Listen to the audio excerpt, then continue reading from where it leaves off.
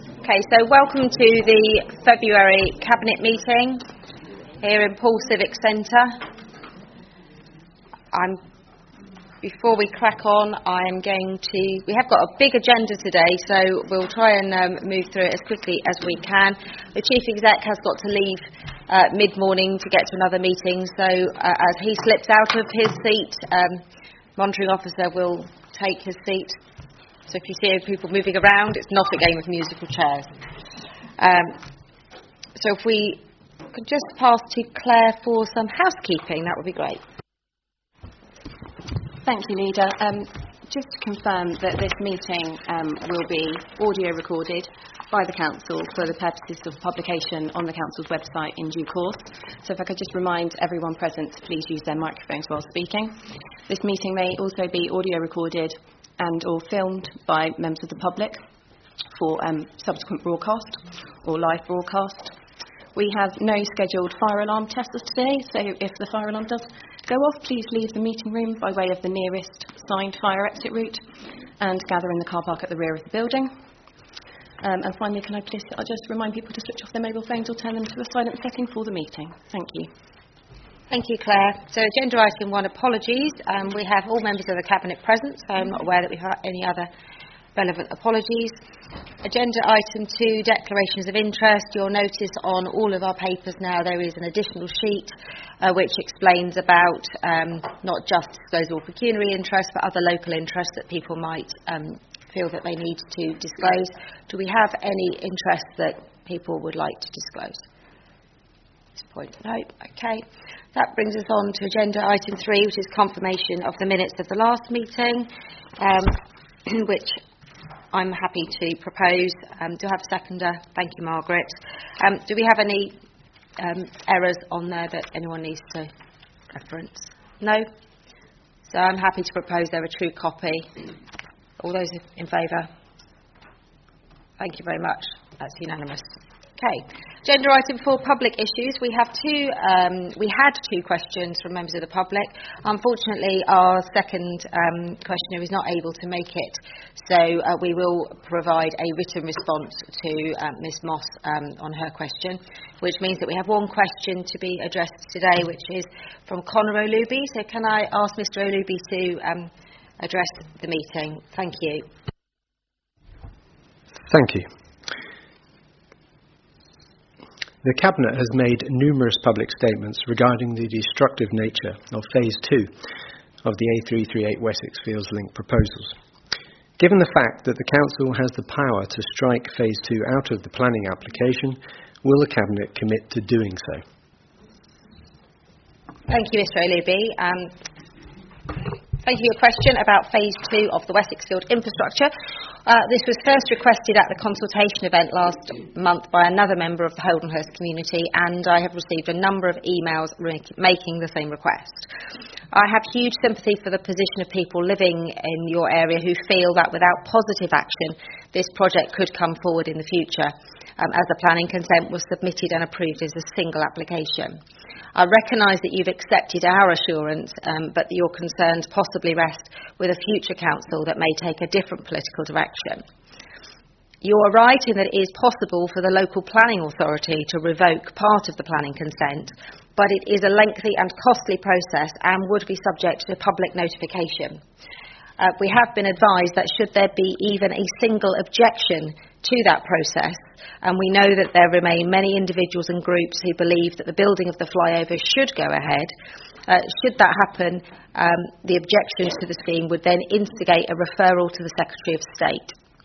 I do not consider that there is sufficient benefit to the community of taking those steps, incurring additional works and costs for officers at a time where we need to create a new local plan, speed up the planning process and deal more robustly with cases of planning enforcement at a time of shrinking budgets. I can offer you my assurance and that of other portfolio holders that we have no intention of building out the second phase of the Wessex Fields infrastructure.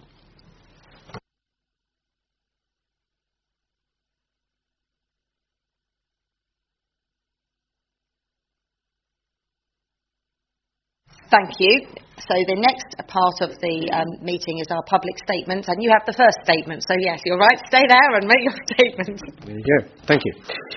The Winter Gardens development, large numbers of trees destroyed, entirely car-dominated, not a single affordable, let alone council home, culturally destructive as evidenced by Historic England's objection, sky-high carbon emissions due to associated cement production. Is this what the council had in mind for Bournemouth when it declared a climate change emergency? Thank you. Thank you, Mr. Olubi. The second statement is from Annette Brooke, representing the steering group of the Dorset Equality Group. Annette, can I ask you to come and make your statement? Thank you.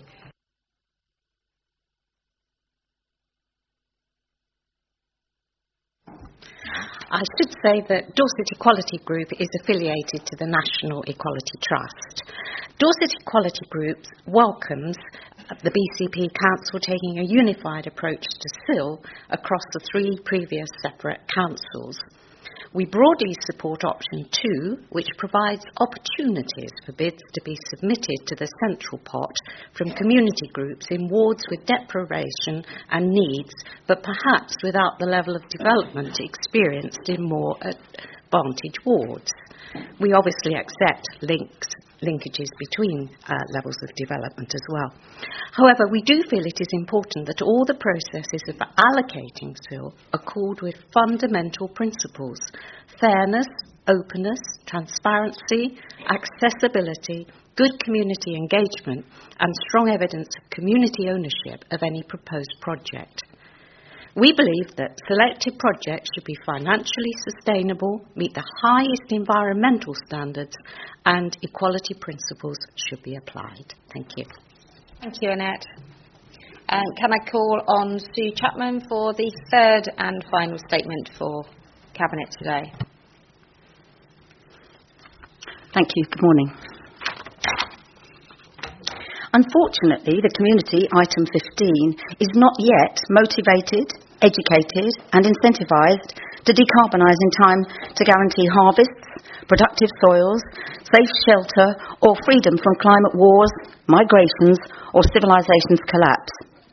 The overwhelming concerns of our Youth Strike for Climate activists meeting this Friday, Valentine's Day, as they beg for a safe future. Blue carbon problems are adding to the nightmare global overheating threats as Future Earth warn that environmental crises could tip the planet into global systemic collapse. Clearly a safeguarding failure. Evidently, the many billions of pounds funding normalised extinction behaviour lifestyles and fossil energy use needs robustly challenging by BCP Council. Thank you, Ms Chapman. So, we have no petitions that have been submitted on this occasion, so that concludes the public items for the meeting. And I'm sure that members, where relevant, will reference comments that have been made. Agenda item 5, recommendations from the Overview and Scrutiny Board. We don't have any that aren't otherwise on the agenda. There are some recommendations from the board, and we will deal with them as is protocol as we go through.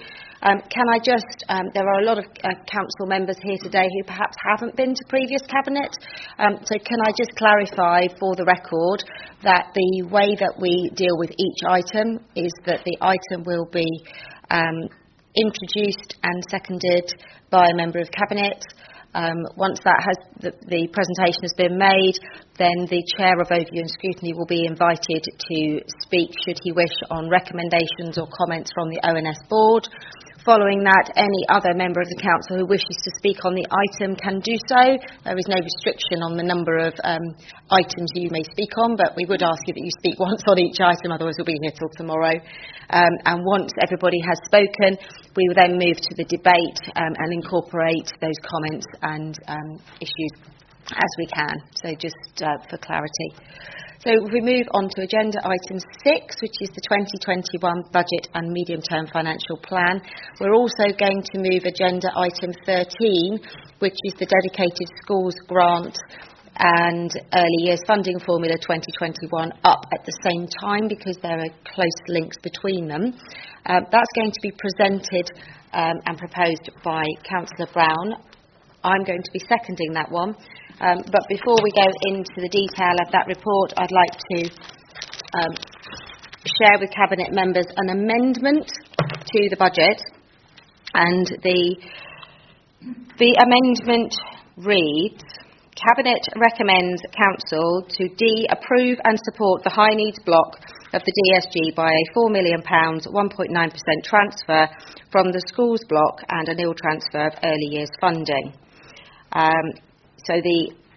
A new recommendation: Cabinet recommends Council give a further 0.2 contribution to a financial liability earmarked reserved by a further one-off contribution to the reserve in 2021. All other recommendations remain unaltered, and the financial implications of this. To explain the recommendation, the revised recommendation reduces the transfer from early years funding in support of the high needs block to nil from 200,000 assumed in the substantive report. This reduction will, by default, increase the forecasted predicted accumulated deficit on the dedicated schools grant as at the 31st of March 2021 to 8.5 million, with the 2021 in-year deficit assessed at 3 million, based on a 4 million transfer to the schools block. In addition, it is proposed to make a further 0.2 million one-off contribution to the financial liability reserve to bring the balance on the reserve to 8.5 million as at the 31st of March 2021. This sum has been identified as 0.2 million of principal repayments on assumed acquisitions that are now not due to commence until the 2021 financial year.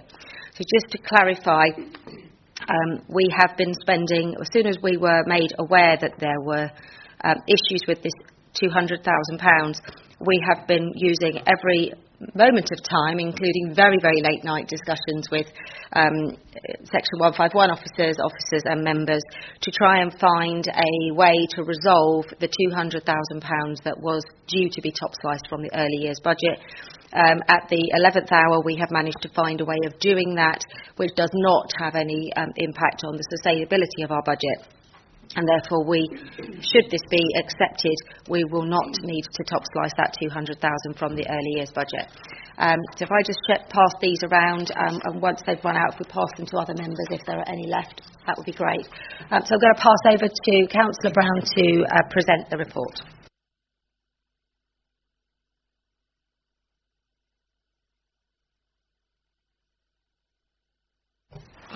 Okay, thank you, Leader. While those are passed around, I will make a start. I have a reasonable sort of lengthy introduction, and I make no apologies for that. Obviously, this is one of the key recommendations and decisions that comes before Cabinet and Council each year, and it's taken a lot of work by officers, directors, Cabinet members to bring forward, and there's a lot within here, so I wanted to sort of run through a reasonable summary of what is within the budget. So primarily, this budget proposal is a responsible and sustainable budget, with investment that supports people's well-being and vibrant communities. And that is the focus for BCP Council's proposed 2020-21 budget. We are now demonstrating our commitment to delivering on our corporate priorities by setting a budget that is built on our adopted guiding principles of well-being, investment and sustainability. And it highlights our strategic priorities of a sustainable environment, dynamic places, connected communities, brighter futures and fulfilled lives. We are also addressing inequalities in service provision legacies that were inherited from the three preceding councils. And I'm going to run through, it's within the papers, the overview of this proposed budget. The 2020-21 budget, as presented, is a responsible and sustainable budget, which firstly harmonises council tax over the next 2 years, with a consistent rate being charged from April 2021 onwards. It continues to work to ensure consistent standards of service are delivered by April 2021. It provides for the ongoing resources needed to keep the reopened pooled public conveniences accessible to the public. It delivers a further £9.4 million in annual service-based savings, in addition to the £11.2 million delivered to support the 2019-20 budget, bringing the total service-based annual savings from following local government review to £20.6 million. These savings are preventing some of the cuts to services being implemented by other local authorities at this time. It invests £1.4 million extra per annum in our council priorities, namely £240,000 being set aside to support the climate change and ecological emergency, £370,000 investment in regeneration, £390,000 in the highway maintenance network and to address the impact of the inherited underinvestment across the Christchurch locality. £150,000 to improve street cleaning standards across the conurbation, including addressing the lack of resources available within the Christchurch locality. £150,000 in arts and culture, recognising the importance of taking forward the BCP cultural inquiry. £50,000 to improve site management of unauthorised encampments, and £50,000 in a community engagement strategy, and by doing so ensuring that our diverse communities can shape and influence decision making in their local communities. This budget also makes a commitment to increase these provisions in our corporate priorities by a further £1.1 million in 2021-22, making a total of £2.5 million investment in those priorities. It prioritises investment in services to the most vulnerable members of our community, with an extra £14 million allocated to adults and children's services. It invests in our care experienced young people as part of our corporate parenting responsibilities by providing them with a council tax discount. It develops a strategy in respect of high needs by recognising the previous unsustainable position, the dedicated schools grant, in managing the pressure in the high needs budget, as has just been referenced by the leader. It invests even further in regeneration to increase the number of homes built locally, to increase growth and to boost the council's tax base.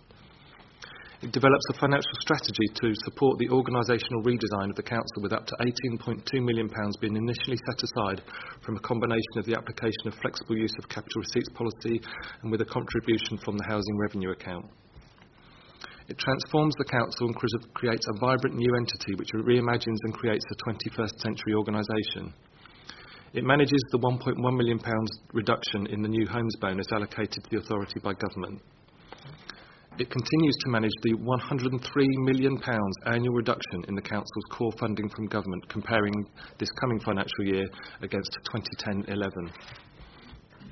It is based on £3 million in core. It's based on £3 million in core unring-fenced government funding, and in anticipation that this will be removed from the next financial year, from 21-22 onwards. It reduces the base budget revenue contingency from 1% of the net revenue expenditure to 0.4%, based on a reduction in the levels of uncertainty from the council's first year of operation and the availability of the residual financial resilience reserve. And it enables a £2 million annual contribution into the council's capital investment programme. It enables a £360,000 annual contribution into the Poole Bay Beach Master Plan as part of the £3.3 million local contribution to a £36 million scheme. And last but not least, it continues to protect our frontline services. We've committed to achieving equal council tax across the BCP Council area by April 2021, and alongside this we are focusing efforts to achieve consistent service levels across our area as much as possible. This budget allows us to set a council tax that makes a single charging structure possible from next April 2021. In progressing this, we've been able to keep council tax rises within the government's 3.99% increase threshold, and that includes the 2% adult social care precept, paving the way for all households to be billed at the same council tax levels from next April 2021. So I recommend this report to Cabinet with the amendment that's been highlighted. I'm happy to answer any questions. Thank you, Councillor Brown. Can I call upon Councillor Broadhead, if you wish to speak on this, following on from ONS on Monday? Thank you very much, Chair, and thank you to Councillor Brown for the introduction. As expected, we did have a long discussion over the budget proposals at the Overview and Scrutiny Board, and do have a recommendation to bring to Cabinet on this. It was around, as Councillor Brown pointed out, one of the primary issues that councils across the country, because it is very much a national issue, are having to deal with, which is the pressure on the dedicated schools grant, which I think we all accepted in the Overview and Scrutiny Board is an issue that almost every, particularly upper-tier authority across the country, is having to deal with, and everybody is pushing government to find a long-term solution. Therefore, the Overview and Scrutiny Board resolved that Cabinet be recommended to request that the leader write to the Minister of Education to express councillors' concerns over the funding formula applied to BCP, giving rise to the pressure on the dedicated schools grant and the growing deficit to the high needs block. And the reason behind this recommendation, as discussed in the Overview and Scrutiny Board, was to try and beef up as much as possible pressure on national government to recognise, along with other councils around the country, that this is a national problem that needs resolving. Councillor Brown did point out that some work had been done with other councils and expressed some frustration that other councils had been given more funds to deal with this than BCP had, and that was why the resolution came from the board that if other councils were able to get more money than from national government, we should too, and we need to try as hard as possible. On that note, I'd be quite happy as chairman of the Overview and Scrutiny Board to co-sign that letter and continue the pressure on what is a national issue. Thank you very much. Thank you, Councillor Border. Can I just respond directly to that? That a letter has not yet gone to the Secretary of State for Education, but a letter has been done to follow up the meeting we had with our MPs last month, and additionally to that, as a council leader, I've been working with my colleagues through the LGA groups to ensure that we're lobbying collectively, as it is the biggest issue that most council leaders are sharing.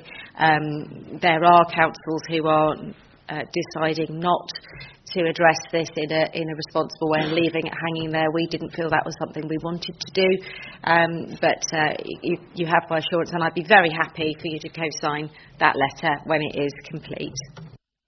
So can I call on other members? Councillor Lawton. If anyone else would like to indicate, just to give me an opportunity of knowing who goes next.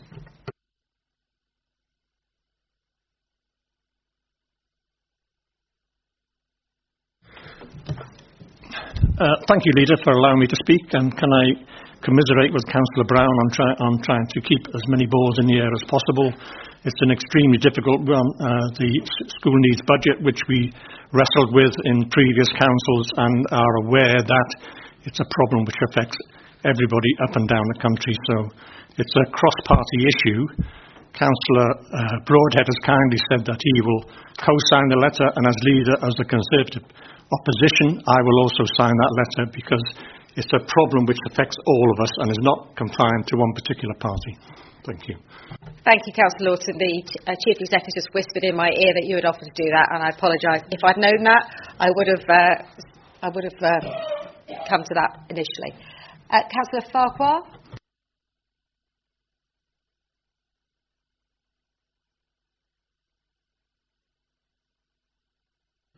Thank you very much, Chair.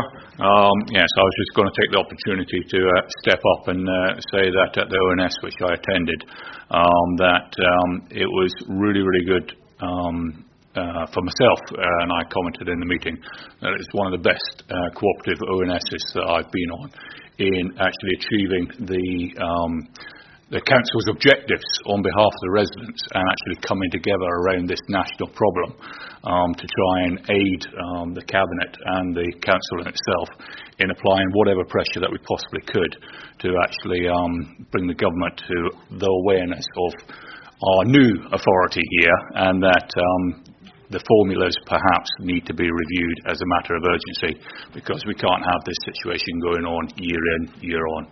So thank you very much, that's all I wanted to say, and I very much welcome the Leader of the Opposition co-signing this letter. Thank you, Councillor Farquhar. Are there any other members of the Council who wish to speak on the budget item? No? OK, in that case we will open it up to discussion by the Cabinet. Who would like to go first? Councillor Moore. Thank you, Thank you, Leader. Well, there is really much good news for children and families in this budget, with an extra £14 million allocated for adults and children's services, and the council tax discount for our care experienced young people as part of our corporate parenting responsibilities.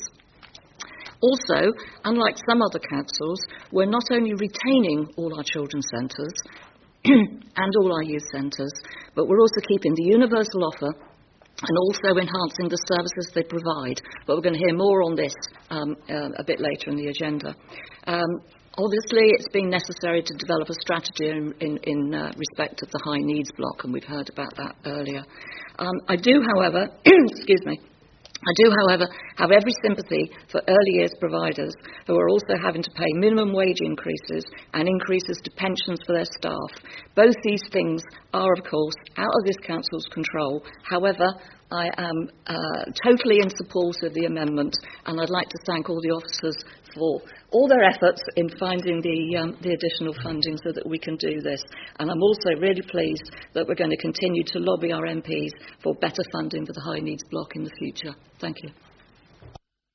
Councillor Howell. Yeah, thank you. I'd just like to say that this budget is really good news for both regeneration and culture. We are investing in regeneration in Poole, as everybody knows, and we are also recruiting new staff with the money, assuming the budget goes through, to help move the Bournemouth Town Centre vision forward. And obviously we've got the Town Deal application going on in Boscombe. We're also looking to service the local centres as well, and set up a subcommittee of Cabinet in order to make sure that we look properly at the local centres. We don't want to leave those out, to make sure, we really have to. And we promised, as a lot of us when in our election campaigns, that we would essentially fight against the merger process. We're now merged, but it's very important that we look after all the areas of the conurbation, and we're determined to do that. In terms of culture, 150,000 is a good start in terms of getting the cultural compact / cultural collective going. That is the body which will be formed as a consequence of the cultural inquiry, and we look forward to really getting forward with recruiting some arts officers and really moving that agenda forward. I'd just like to comment on Councillor Lawton's point. Perhaps Councillor Brown would just clarify exactly in terms of the high needs block. My understanding is that although this is an issue that affects all councils, Poole Council actually perform much better in this than Bournemouth Council, and part of the reason that we are in this situation is that Bournemouth Council left us, a deficit in this area. Is that correct?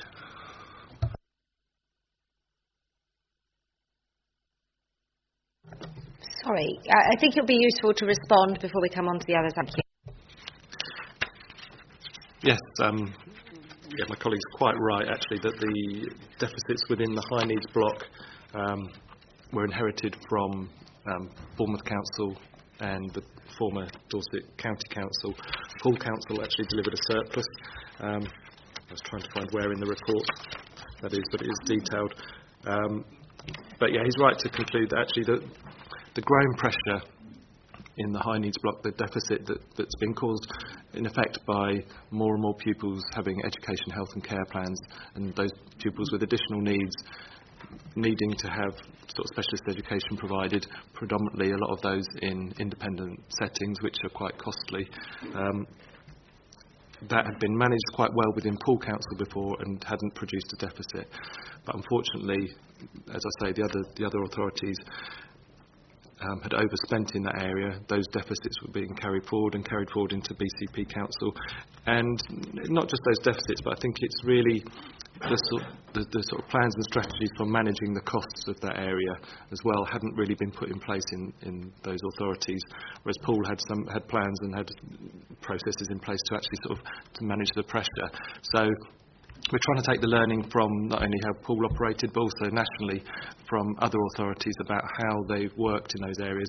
And although the deficit is forecast to grow this year, by our actions, we're looking at reducing the pressure by £2.5 million this year by actually putting in place actions and plans to manage that and work with partners to deal with that, and actually to an extent build our way out of the problem by making sure that we provide better infrastructure for the high needs area.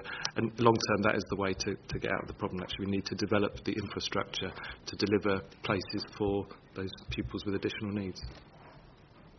Thank you, Councillor Brown. Councillor Wilson. So I just want to comment on how much I welcome this budget. I think it's left to last, but protecting the frontline services is such a key thing in this climate. The cuts and strain put on local government in general by national government over the last 10 years has been absolutely so difficult to deal with. And I think that the fact that we're still able to protect those frontline services is so key. I also want to say that I really welcome the amendment, and I just fully support this budget, really. Thank you. Councillor Phipps. Thank you, Chairman. I just want to congratulate officers and this administration on producing this balanced budget. Obviously, because of where my ward and where I am from, I've realised the shadow authority suggested 7 years for council tax harmonisation. This administration has now achieved fairness and harmonisation in just 2 years, whilst also finding savings and balancing the budget. There's no doubt this new council is faced and still is faced with great challenges. But nevertheless, I think it really, really must be congratulated, as I said, in producing such a responsible and fair budget while still maintaining and protecting frontline services for its residents. And I am very, very pleased to support this budget. Thank you. Thank you, Margaret. Councillor Hadley. Thank you, Chair. Yes, I just echoing Councillor Lawson.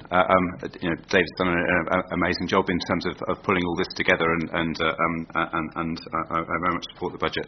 In terms of my own directorate area, obviously, there's pressures, and on that, I particularly welcome the work around trying to level up the highway maintenance and of the Christchurch area, because we have found what we've inherited there in terms of the highway is a difficulty, and the money specifically to try and give a better deal for people living in Christchurch is very welcome. And although that sits within my colleague's portfolio, it's people's experience of the highway and an area that particularly is an issue. But obviously also we need to move forward on climate change, and particularly we're working very much on capital bids to improve the network, and it's key that that's something that sits out with this budget. It's things that we need to take the opportunities, and we are taking those opportunities to bid for additional monies to make that happen. Thank you. Thank you, Councillor Dedman. Yes, thank you, Leader. Oh, sorry, not me. There was a pause. Thank you, Councillor Dedman. Not thank you, Councillor Dedman. Sorry. Councillor Dedman. Well, you can thank me in advance anyway, Leader. That's fine. Quite happy with that. I was going to comment that if you notice on my nameplate, it just says portfolio holder for adults and health, and it's actually not every adult in this community, but it seems like it. It's adult social care, and it's the biggest part of the budget. It's 39%, and I want to pay tribute not only to Councillor Brown, who's made a fantastic budget for us, but to everybody in my department, from the down the bottom to up the top. We've been working tremendously hard to keep within some sort of level for adult social care and health. There have been tremendous pressures. There will still be tremendous pressures. And I notice I'd like to draw everybody's attention to point 18 on our papers, that no further annual increases in the adults and social care grant was announced. We are battling with the government all the time. And I think the only cheerful thing from the point of view of listening to the government is they do acknowledge there is a problem. And there won't stop being a problem just because they acknowledge it. This is our problem in the council. I think we've done wonderfully well, that we haven't cut any services. We are not going to cut any services with adult social care and health. We've had tremendous pressures put on our budget this year, and it will continue over these next few months, from having to liaise with the hospitals, and I won't go into all that. I can if you want to, but I won't. So all in all, I think this budget is really sorting out our problems as far as we can, based on the fact that the problems come from above. Leader, if I can just go on to another topic about the harmonisation of the council tax and the services in Christchurch. I'd like to say that with this budget, we in Christchurch, and my colleague up the end of the table also mentioned, we're really pleased that harmonisation is happening this way, and this budget enables it. This is what we fought for. The Christchurch Independent Group, we fought for this, and we're very, very glad that we've been able to achieve it with this group. Thank you. Thank you. Councillor Rice. I just wanted to mention specifically about the climate change budget, but also to just mention again what Councillor Brown said about the fact that we have £103 million reduction in annual spend compared to how it would have been in 2011. So £103 million is sort of rather a large chunk of money, and I imagine it was very different being in the council then as to coming into council new as I have done now, and so the amount of work that staff have put into this and preparing this and dedication is just really, really appreciated. But that links into the relatively small budget that it may appear to be of 240k for climate change. Obviously we've all been having to cut our budgets and work within our budgets, so this is absolutely wonderful that we've got 240,000 for climate change, but I also just wanted to emphasise that a lot of the work for climate change will be going on behind the scenes in the way that we are changing the whole structure of how we all work within the council, and so every single member of staff will be thinking about climate change in all of their decisions. And so just to emphasise that for the people in the room about the importance of climate change and the ecological emergency. Thank you. Thank you, Councillor Rice. Councillor Allison. Thank you very much. I'd just like to reiterate what a number of colleagues around the table have said. I think this is a very, very strong budget under very difficult circumstances. We've got the most important thing here is our protection of those services. We've seen up and down the country, we've got libraries closing, we've got youth centres closing, and our budget this year has managed to stop that from happening through any of our services, any of our youth services, any of our libraries, and I think that's really important. I'd also like to draw attention to the community engagement strategy. While £50,000 in the context of this budget might not seem like a lot of money, it's a big investment in making sure that we are sincere and thorough in our communication engagement with our communities. Thank you. Thank you, Councillor Allison. So I'm just going to finish off as everyone else has spoken. I think we need to reflect the fact that we've come into this is the first budget of the new council, and that we, started life as three different councils who had different priorities, some of whom may have gone into this with an unbalanced budget on things, and I think we note that, but I don't think we should be holding that against people forever. I think if we get this out the way, we don't talk about that anymore because we are now one.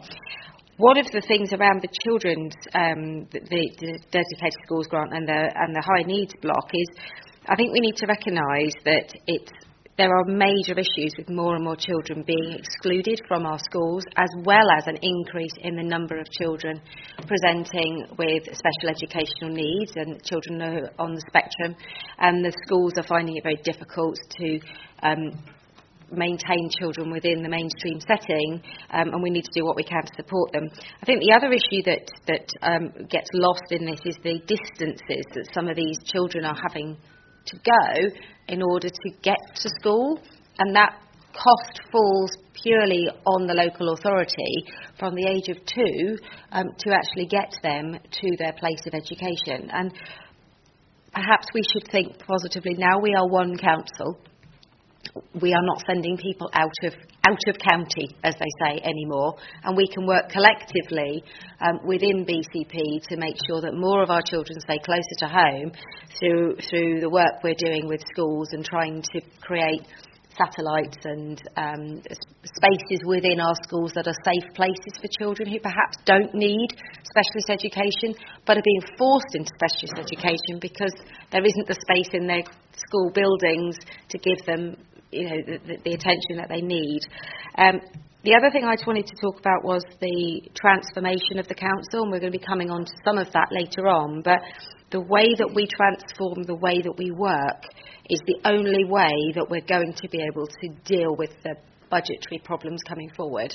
Because whilst we've resolved this year, next year the budgetary pressures are bigger than this year, and so on and so on. And draw attention to the graphs that show that now only 1% of our budget is coming from central funding. That is very, very different to other councils across the country. 76% of our funding is coming from council tax and 21% from business rates. There are other councils in the country where only 30 to 40% of their money is coming from council tax because they still receive central government grants. So, we are in a really difficult position, of course, that we are working within referendum limits as well, as far as the limits that we can, how we can raise that money. So it's incumbent on every single member of staff and member to do what they can to transform. And I also want to pay tribute finally to Adam and the team. We started work on this budget last July. A group of us have been meeting every Monday since last July to take each service one by one and take apart the spending in each and every service. That work, I believe, starts again next week. Or maybe we get next week off, or we start again, I think the week after we start again, to look at next year.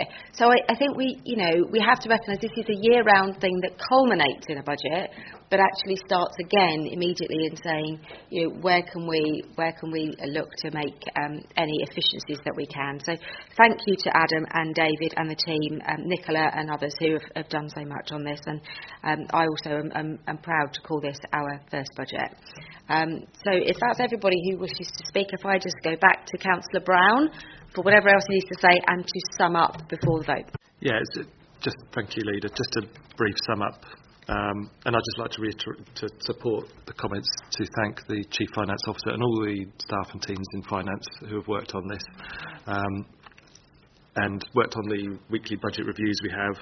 And we've had a lot of difficult discussions and difficult decisions at those weekly meetings and in the development of this to culminate in this budget. But also all staff across all service units, because it's not just finance that develop the budget, it's actually working with every department, every service across the council. And I just thank colleagues for their support and their comments, and just highlight some of the points that the colleagues have made about the fact that this delivers council tax harmonisation within 2 years, which is what we'd promised, particularly for the people of Christchurch. And within the report, just highlighted investment in all areas. As you say, we're supporting our frontline services. We're investing £11 million additional in adult social care services, £3 million more in this budget in children's services, 3.2 million in environment and community services, and 2 million additional in regeneration and economy services, as well as then the 1.4 million in our corporate priorities, as we've highlighted. And the big issue around the dedicated schools grant and the pressure on the high needs block, which has been discussed at length at the Overview and Scrutiny Board.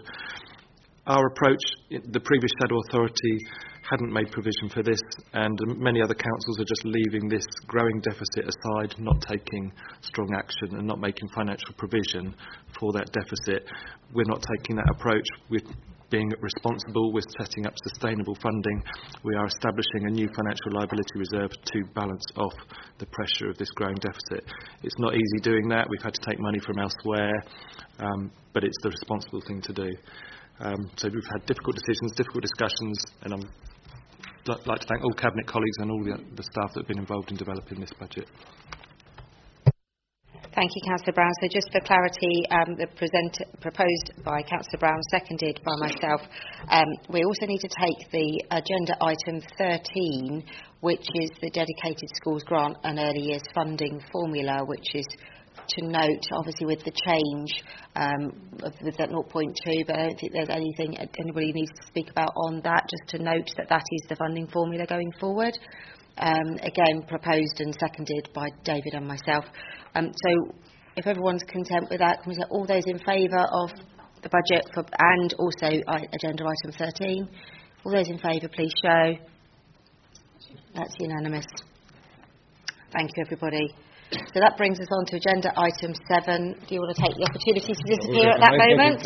We'll just do a little bit of a seat shuffle before we move on to agenda item 7, which is the Quarter 3 Budget Monitoring Report 1920, which will be presented by Councillor Brown and seconded by Councillor Allison. So, Councillor Brown, if you'd like to present, please.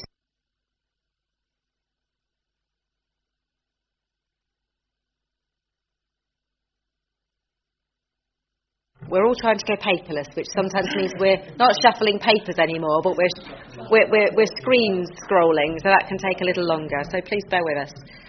Okay.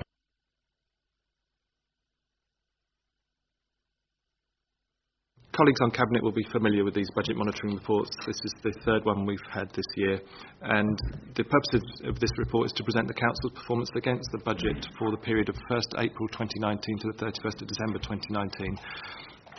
In summary, the General Fund revenue projected outturn for this financial year of 2019-20 is a pressure within services of £5.3 million. These pressures will, though, not result in a deficit, as additional resources were allowed for within the overall budget approved by the BCP Shadow Authority in February 2019, in order to manage the greater than normal level of uncertainty in the first year of the new BCP Council. These additional resources are cited as a £2.5 million revenue-based budget contingency designed to cover ongoing pressures not recognised or foreseen in service budgets, and a £6.5 million in-service specific financial resilience earmarked reserve designed to enable the services to manage any one-off emerging issues as they strive to deliver the seamless transfer of services. The position for this third quarter can be compared to the £4.5 million pressure forecast at the end of the second quarter, with the most significant change being in adult social care, who are now predicting a £1 million overspend. This change in position is due to the significant increase in demand for care, including activity to free up hospital beds more quickly within the National Health Service.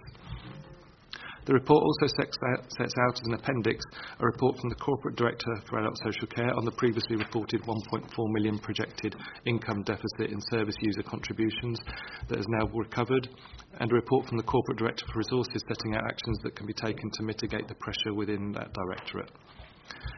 Included in the report is an update on the high needs budget of the dedicated schools grant, with the accumulated deficit as at 31st March now forecast to be 5.5 million, which is an increase of 1.9 million for the year.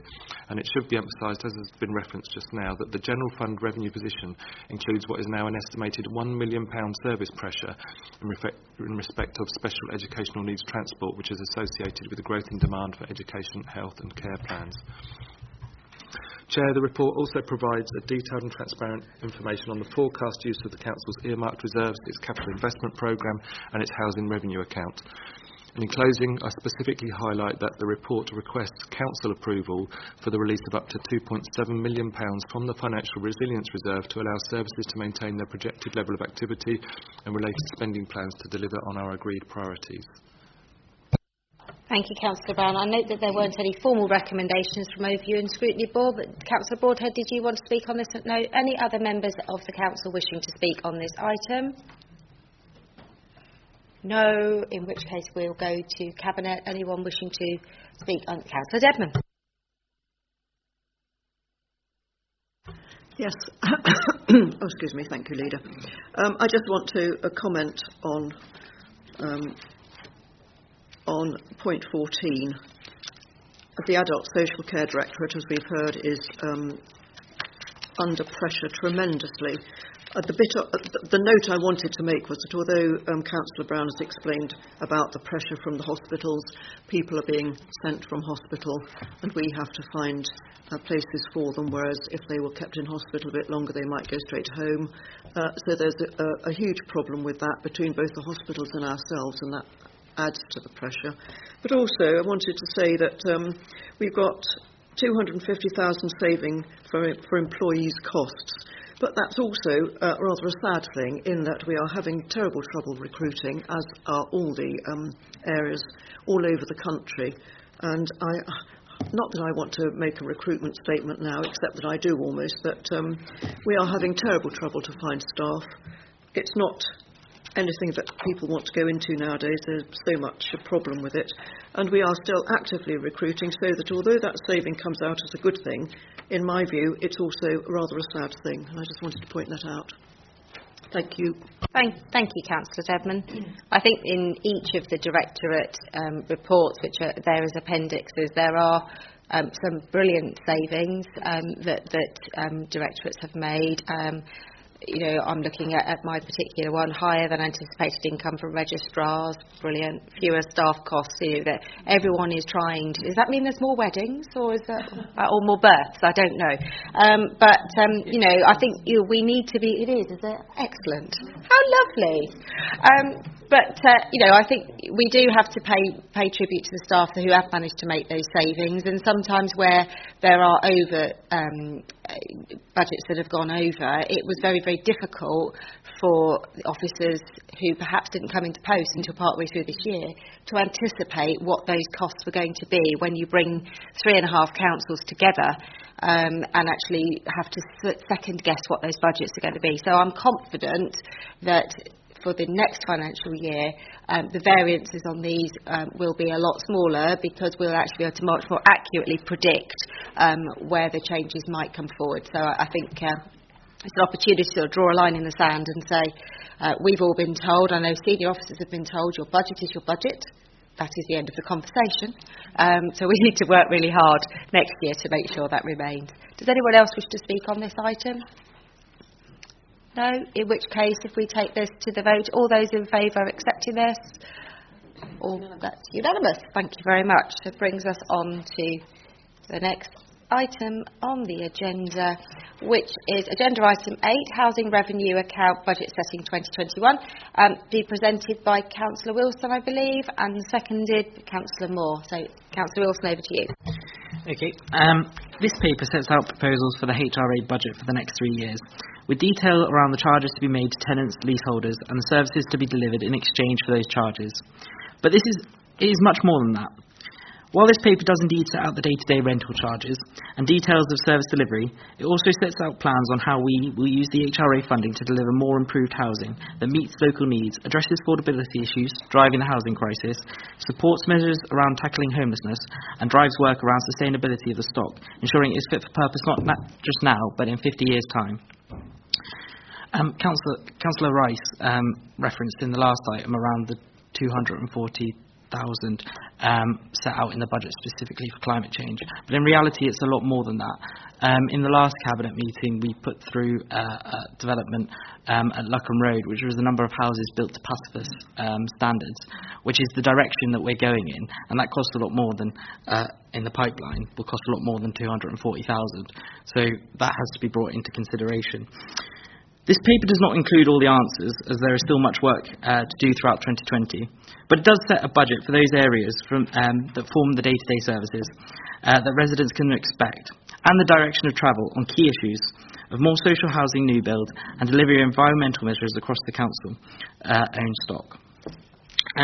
Also, just at the overview and scrutiny, there were some concerns from members regarding the recommendation to paragraph 62 of the Cabinet report, so I'm just going to read a further advice note.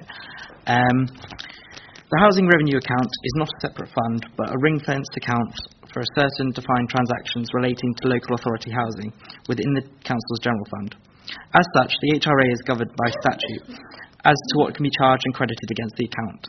There is also certain prescribed circumstances when accounting transfers in and out of the HRA may be made. These include fair and proportionate apportionment of all costs of a corporate nature borne by the Council, which should be split between its general fund and HRA functions. In November 2019, the Cabinet agreed to adopt a strategic vision and design for the Council, and to establish a transformation programme to deliver this. Based on a one-off investment of up to 29.5 million, this programme seeks to achieve up to 36.8 million in savings for the Council through modern, efficient ways of working and a better understanding of the needs of its customers. These savings will be delivered against the Council as a whole, and therefore will benefit both the General Fund and the Housing Revenue Account. A report to Cabinet in April will set out a detailed delivery plan of the Council's new organisational design and how this key project will be governed. And I also think at the next Audit and Governance there will be a presentation by Adam Richards on this subject. So just for that to mention. But yes, so I will open it back up. Thank you very much. Thank you, Councillor Wilson. I believe that Councillor Broadhead has a recommendation no formal recommendation, but it's an advisory comment. So can I pass over to you, please, Councillor Broadhead?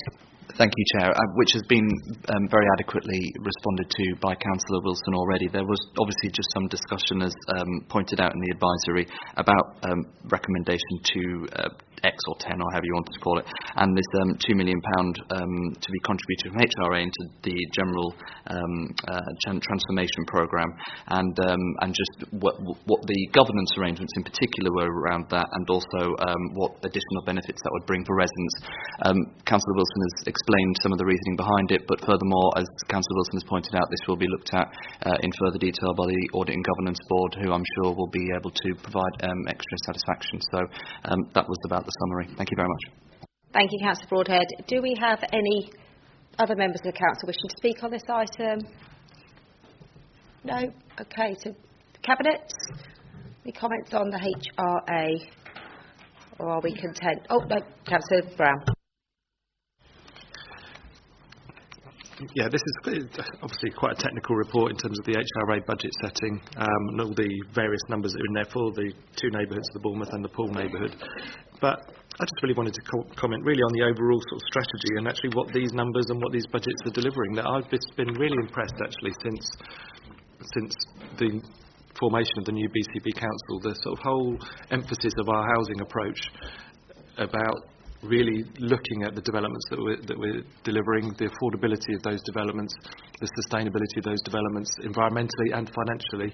And I just think that's one of the real key things that we as a Unity Alliance are really focusing on and delivering. And I'd just like to thank my colleague, the portfolio holder for housing, in his work on that, and all the teams within housing, because I think it's one of those key areas that, in my experience as a councillor in the last sort of 5-6 years, has really focused people's minds about the provision of housing, the provision of affordable housing. So I'd just like to wholeheartedly support this somewhat technical budget setting report, but really what it actually delivers for people in our communities. Thank you, Councillor Brown. Anybody else? Oh, Councillor Dedman. Well, only to comment, Leader, on the previous comment, which was that although it's technical, it's absolutely fascinating. I think, all the little details, it's a really good report, so thanks very much. Perhaps I need to give you some of my book club recommendations. You're clearly enjoying this far too much late at night. Okay, if that's everybody on this one. Oh, Councillor Wilson, you can sum up. Cheers, thank you very much. I just wanted to say thank you to everybody who worked on the report. As Councillor Brown mentioned, it was is a very technical document, and one that I had to get to grips with over the course of a month or so. But yeah, just really want to thank everyone who put in the work, and I'm very, very pleased with my first HRA budget, so thank you. Thank you, Councillor Wilson. So we've moved to the vote. All those in favour? Excellent, that's unanimous. Okay, so this brings us on to agenda item 9, Community Infrastructure Levy, which is going to be presented by Councillor Phipps and seconded by Councillor Allison. So, Councillor Phipps, if I can throw this over to you for an introduction, thank you. Okay, thank you very much, Leader. Okay, so the main purpose of the report is to try and come up with a fair and equitable way of distributing the neighbourhood portion of community infrastructure levy receipts, CIL receipts, across the new council. We currently have had 3 different systems, and we've now got to sort this out as we're one council and come up with a way forward to deal with this. So just the first part of the report, which is paragraphs 8 to 15, deals with the strategic element of CIL, where we're now required to produce an infrastructure funding statement instead of the previous Regulation 123 list, which sets out what priorities strategic CIL will be spent on. We need to do that by December 2020. And at the same time as working on that IFS, we also need to start working on a new charging schedule to harmonise that across the whole of BCP, because there are all different charges across the 3 different areas at the moment. So just to say that recommendations A and B are pertinent to that, and they just seek authorisation to do those works. They will be the subject of future reports, and community and councillor engagement and consultation will be taking place on those items. So that's the first bit. So part 2 of the report, which is paragraph 16 onwards, is about the neighbourhood portion of CIL and how we seek to deal with and harmonise the legacy systems as far as distribution is concerned. So Christchurch is now covered completely by town and parish councils, and in the legislation it is required that neighbourhood CIL of 15% or 25%, if there's a neighbourhood plan, is passed to those town and parish councils. So that's reasonably straightforward. But the main decision is about how to distribute CIL in the Bournemouth and Poole areas, which currently have 2 different systems. Of the 2 options in the report, option 2, a pooling system, is suggested as the most consistent approach. And that is the system that operates in Poole at the moment, whereas there's a ward-based system in Bournemouth. The issues of neighbourhood forums which have or do not have a neighbourhood plan are set out in paragraph 29. So option 2, the pooling system, as I said, which has been operating in Poole, has worked quite well, very well in fact. Over the legacy period, there's been about 150 projects submitted from a very wide range of community groups and ward councillors, with about £2.5 million being awarded or about to be awarded from the last round. In comparison, the Bournemouth ward-based scheme saw about 15 projects funded with around £250,000 released.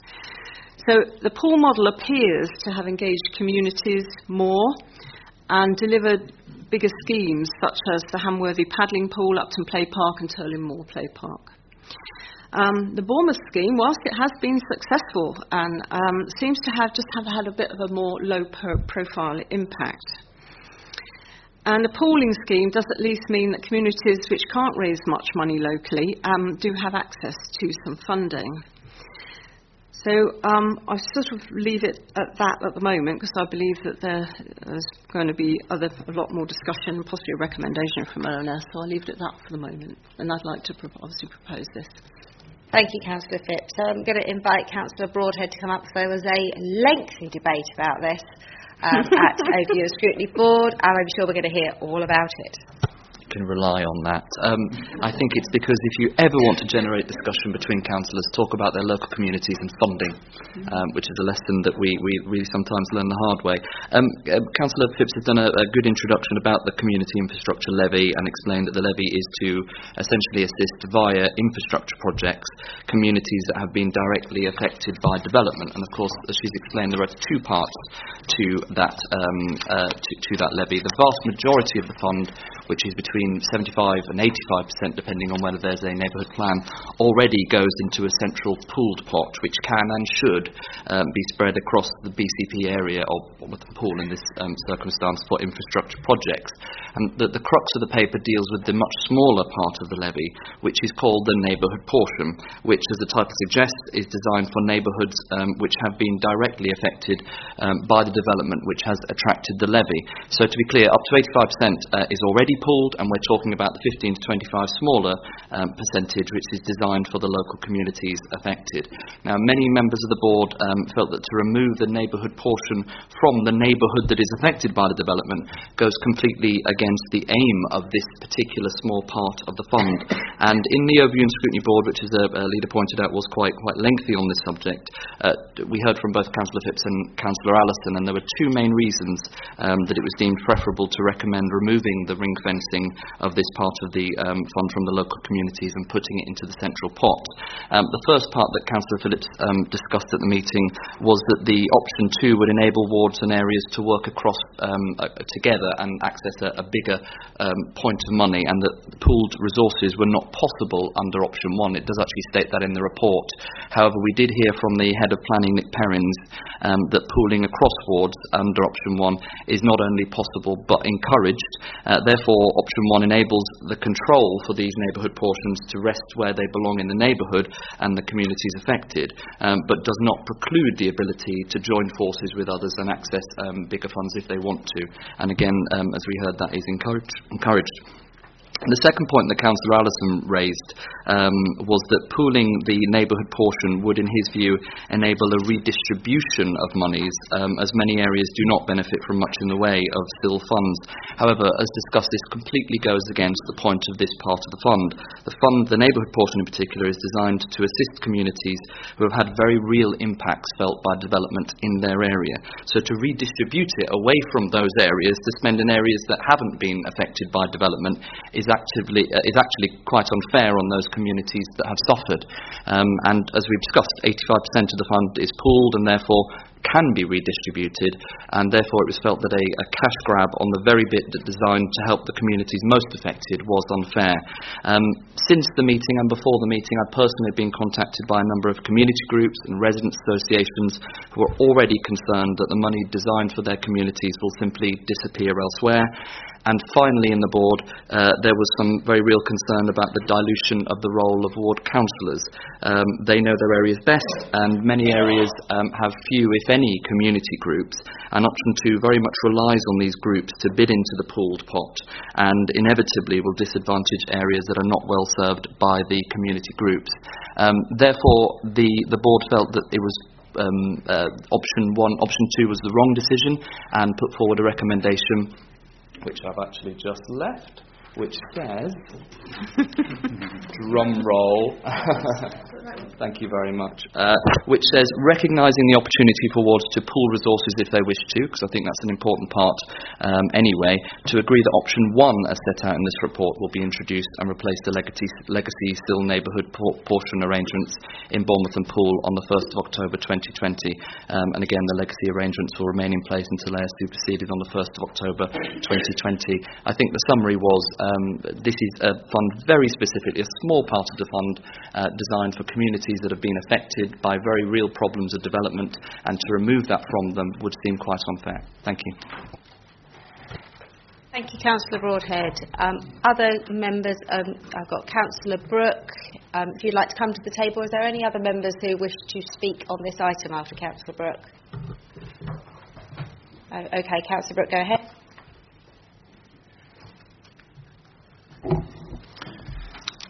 Thank you, Leader, for the opportunity to contribute to your debate on the neighbourhood still portion and the proposals in the paper before you.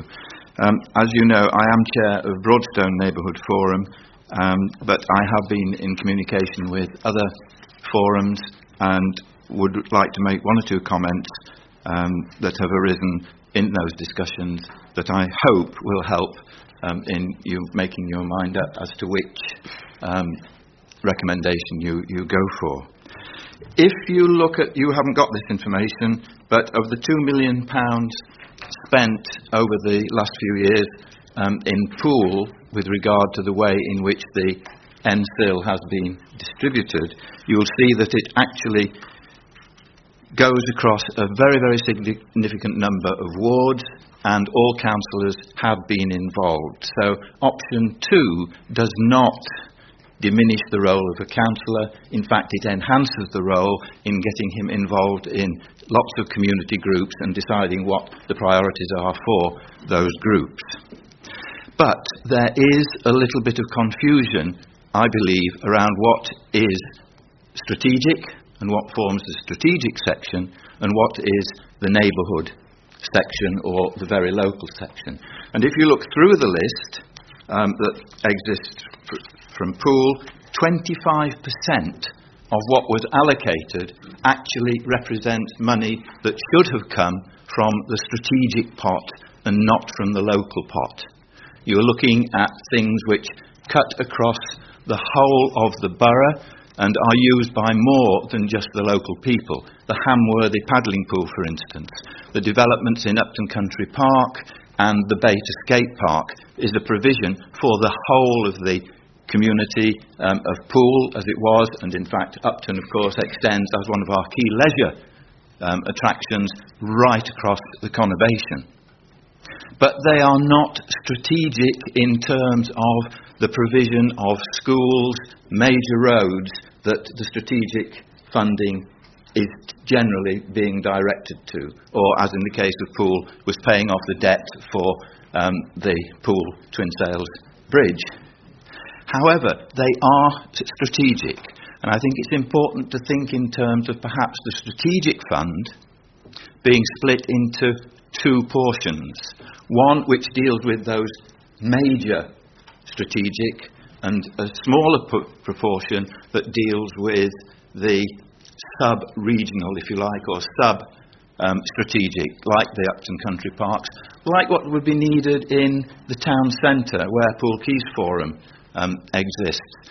Any mitigations there affect the whole area, not just the forum. In areas like Broadstone, we have significant developments in Corfmullen and in Merley, which impact on a district centre. So district centres that have forums or even communities are going to be affected by developments outside their area. And clearly, recommendation 2 enables that to be considered and to happen. But it needs to be perhaps in the strategic section, not the NSIL itself. So the other point that I want to make is that the neighbourhood forums with local plans, with their neighbourhood plans, are a statutory body that must be consulted in all planning issues. Therefore, the neighbourhood forums with neighbourhood plans should be part of the process for determining those schemes and issues that go into the strategic portion and pot.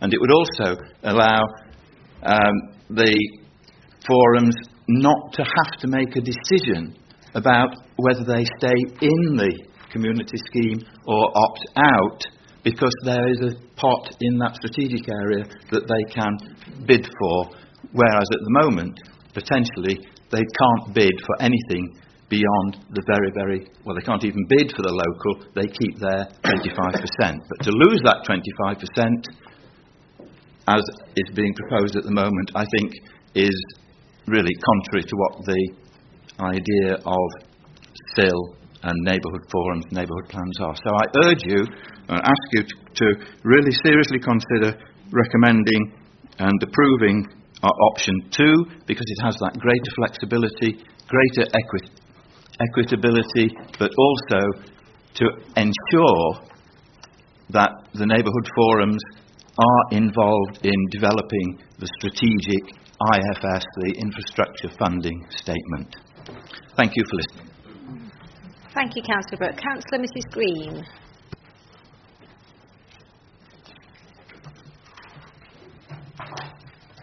Thank you, Chairman. Thank you, Cabinet. Most of you were at our overview and scrutiny on Monday, so I won't go through everything that I mentioned, but clearly I'm very supportive of the Chairman and of the panel's recommendation for option 1. I think it was Councillor Brooke, though, forgive me if it wasn't, who said that sometimes when you've got option 1 and option 2, actually the best solution might lie somewhere between the two of them. And indeed, I think there is consideration that might be given to that, and so I would plead for Cabinet, if whatever decision is taken to keep this under review. And to see how this programme works, whether it does achieve the objectives as set out, whichever option it is that you alight on. I would just like to ask the Councillor Phipps, if I may, for some clarity about the figures that she gave on Monday and today. Is that, I think you referred to the legacy period of both councils, and I'd just like to ask whether we are absolutely comparing apples with apples in in terms of how the bill has been working up until now, whether those periods are exactly the same, because I'm not sure that the policies were adopted at identical times. Okay. Thank you, Councillor Green. Do you have the information on when those policies were adopted?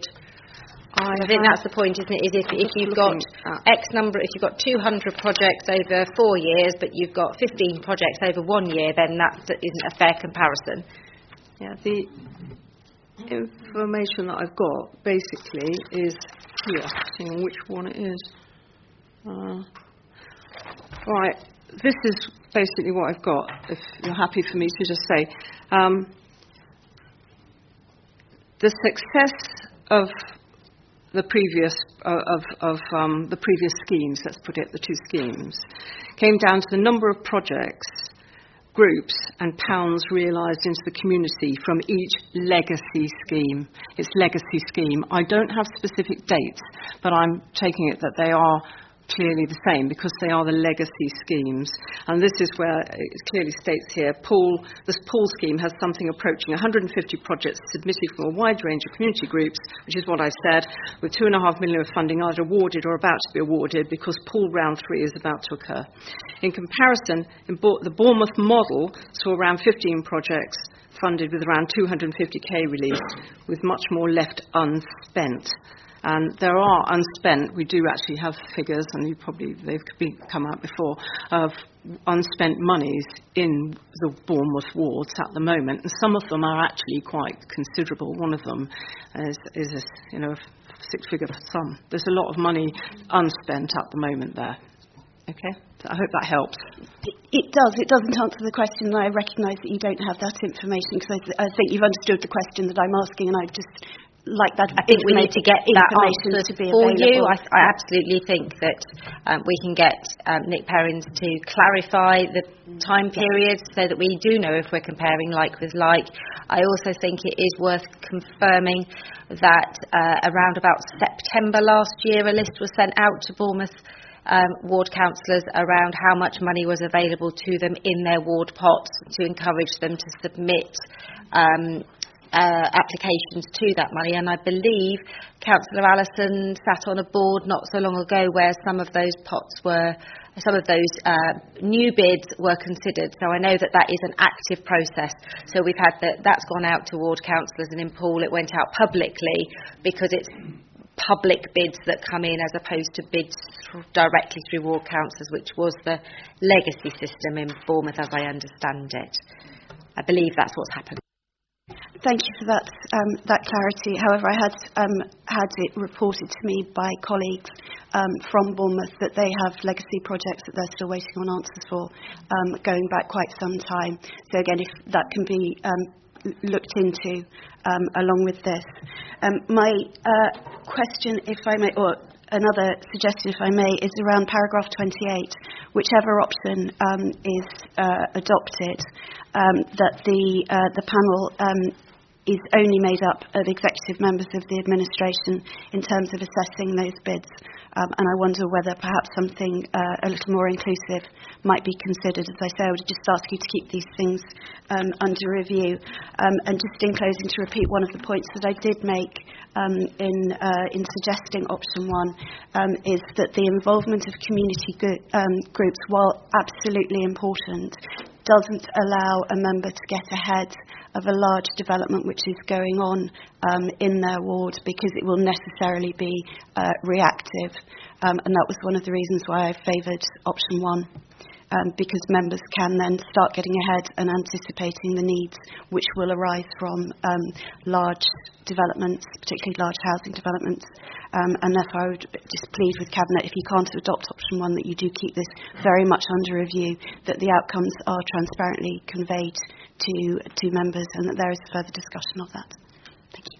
Thank you, Councillor Green. Can I get some clarity on that? Because my understanding of the way the member panel works currently in Poole is that is a cross-party member panel. That's how it always worked under Borough of Poole. You're right, Section 28 states a member panel will be set up, made up of the relevant portfolio holders, with the final decision made for Director of Growth and Infrastructure.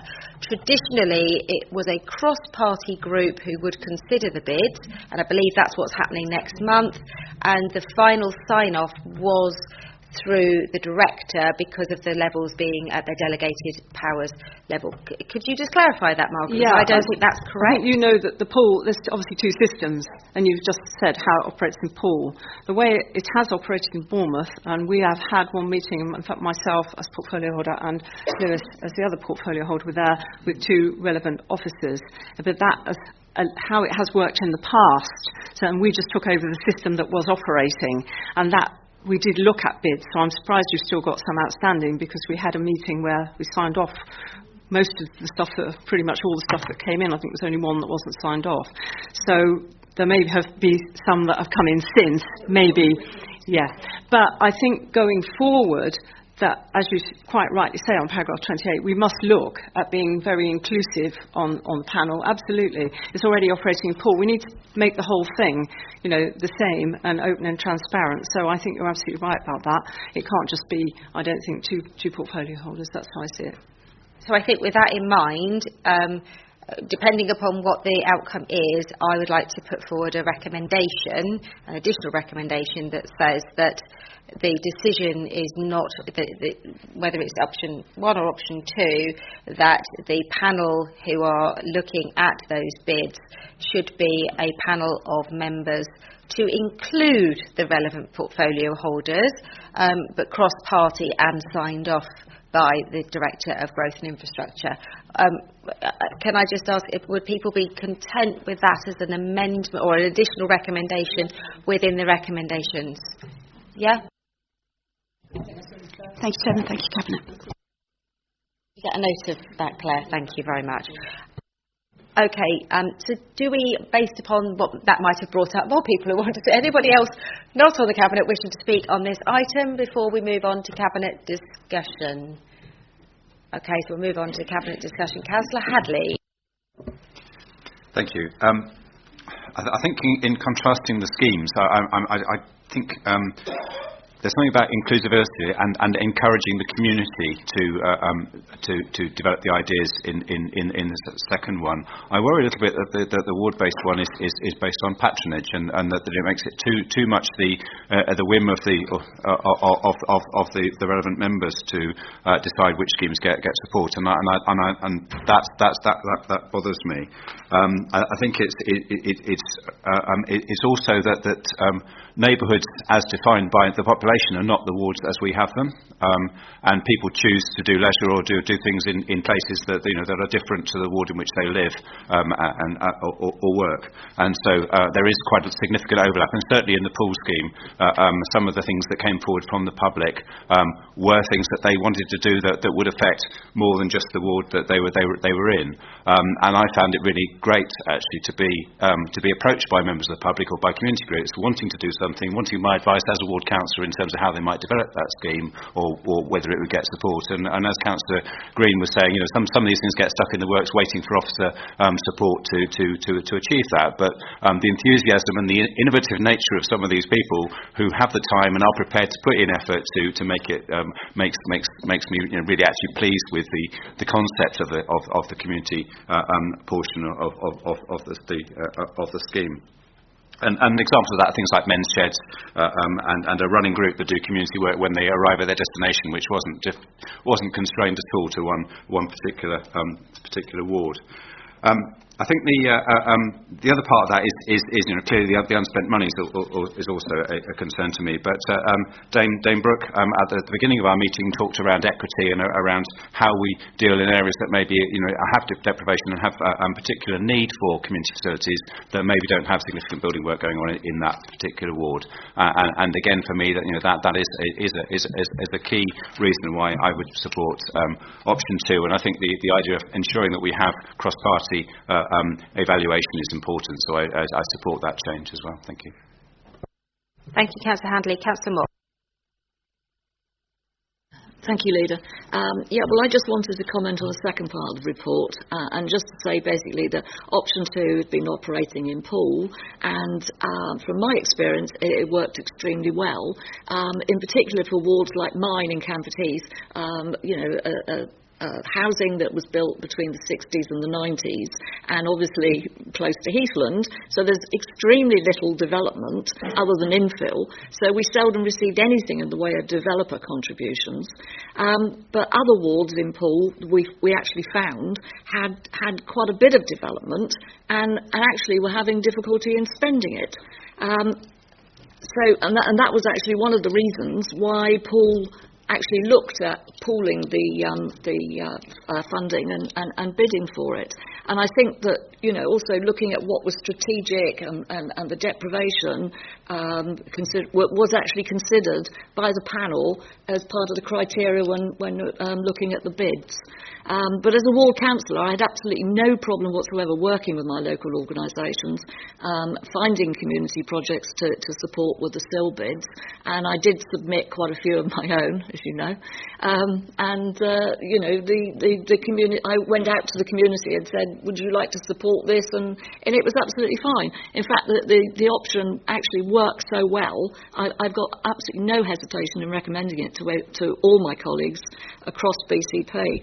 I'm happy to support the recommendation, and I also think that reviewing is actually a good idea, both for the individual projects, just to make sure that they actually do make a difference, they do what they said on the tin to begin with, and everything works okay, and also whether to continue with this option 2 anyway, or develop a hybrid, which could be, BCP rather than a former pool model. It might work better for some, but I think a year review or something would actually work quite well. I'm quite happy to support that. Thank you. Councillor Allister. Thank you very much. I'd like to delve straight into the pros and cons. We've had a lot of discussions both at ONS and today about the pros and cons of selecting option 1 or option 2 in terms of the distribution. I remain convinced that option 2 gives us a much better relationship with the community. It allows community organisations to engage with us better. I'm not convinced that it in any way inhibits the role of a ward councillor or their role to engage with their communities or to support specific bid functions. I think it just gives us a better opportunity to make sure that we're spending that money on things that are going to be really worthwhile to communities, bigger projects that really, really deliver for people in our community. So, thank you. Okay, Councillor Brown. Thank you, Leader. I've got quite strong views on this actually around the 2 options, the ward-based option 1 or the pool-based option 2. I'm wholeheartedly in support of the proposal we've got in the paper here for option 2, the pooling model.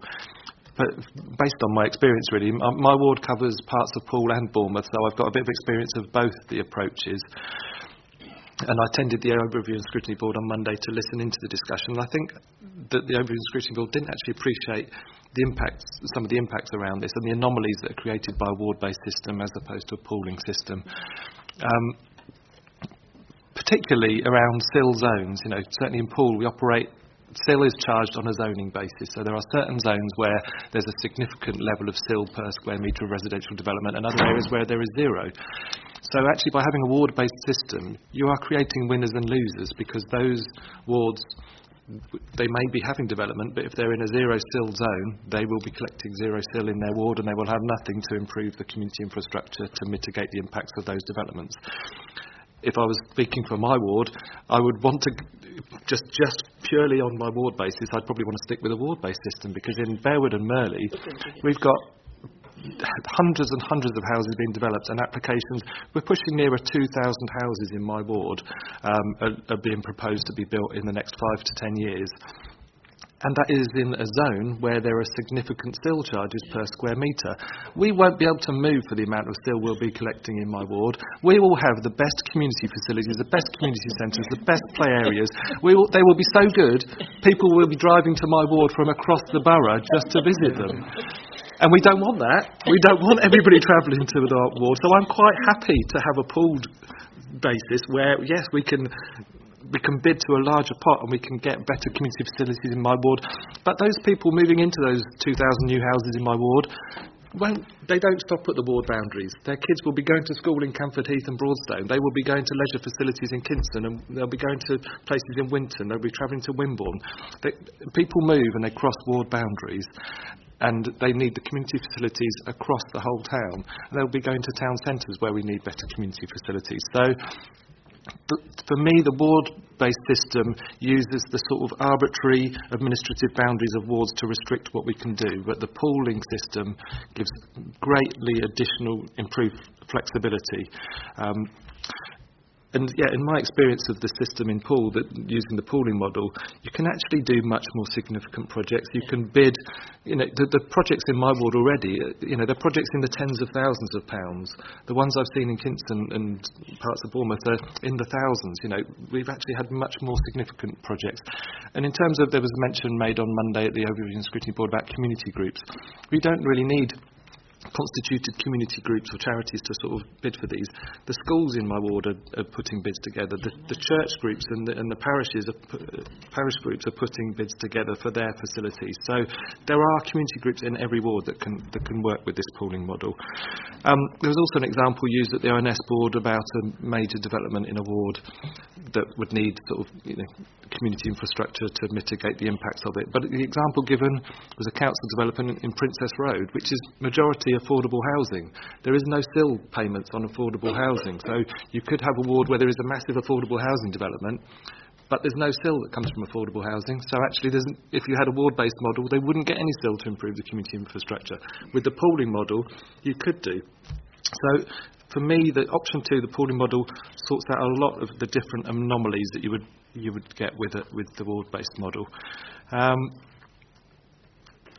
And actually, one other thing I've thought about in my ward that actually the pooling model helps with is community groups in my ward have been putting significant bids in to improve play parks, community centres, community facilities, in anticipation that there are going to be hundreds of new houses being built in the ward and more people moving into the area. And people like to criticise councils for, well, you're approving all this housing, but where's the infrastructure? By having a pooling model, actually, community groups can get organised and actually improve the infrastructure from that pool of funds before the impact of the people moving into the area. So actually it gives even more flexibility to deal with the impacts of development. So I wholeheartedly believe in option 2 and I'll be supporting that. Thank you, Councillor Brown. Councillor Wilson. So when I first came onto the council, I was a councillor for Threep and Muscliffe only, not Strotton Park as well, and my sill was a tuppence. I don't think you could have actually bought a season ticket for AFC Bournemouth with it. It was so small, and I think that's really unfair because that. It makes smaller communities suffer in the whole, and these big developments that are happening in the town centre and around the conurbation do have a knock-on effect to these smaller wards that are often forgotten. Castle Lane West runs through us. We have a lot of parking problems. We have a lot of different issues which can be addressed with some sill. So I think that the pooling model, and correct me if I'm wrong, but councillors can put in bids and have an equal opportunity. I don't really get the logic in. I don't understand. I don't know. I think that's the most sensible option, to be honest. So yeah, I fully support option 2, really. Just from hearing the debate, really. Councillor Howell. Thank you. I support option 2 as well for the reasons very well set out by other Cabinet members. I'd just like to address Councillor Brooks' point about really the impact on neighbourhood forums. And I agree that they should be involved in, certainly consulted in the process for the 75%. Particularly in the context of regeneration, when you're talking about building 2,000 houses, there's really significant infrastructure that needs to be accommodated, and that needs to come out of, the main sill block. But I think one of the concerns about particularly Paul Keys Forum, where a lot of its area is zero sill, the problem is that the zero sill, because the purpose of sill is to provide infrastructure, the strategic infrastructure and the community infrastructure. And if we don't set the sill at the right levels, we can't provide that infrastructure. And what has happened is previous administrations have reduced their sill to zero in an effort to try and get developers to build. But developers need to sell their units, and they're going to struggle to sell them if the facilities aren't around the blocks that they build. So we're just shooting ourselves in the foot, really, by not charging sill. We put ourselves in a situation when the officers try and negotiate 106 agreements instead of sill. But as an example, one of them I've seen where the sill would have been 1.5 million. The section 106 that was being negotiated was 500,000. We need fundamentally to set sill at the right value, and that will solve a lot of our issues, I think. And I understand that a process is going to happen later in the year to review sill. So, I look forward to that. Thank you. Thank you, Councillor Howell. I have great sympathy with the ward-based system, and so we've looked at this hybrid option, which I was initially quite attracted to, because I thought, we were given some figures by Mr. Perrins around could we take a slice of that money and divide it up amongst the councillors so that councillors had an amount of money that they felt they could look at those individual projects for.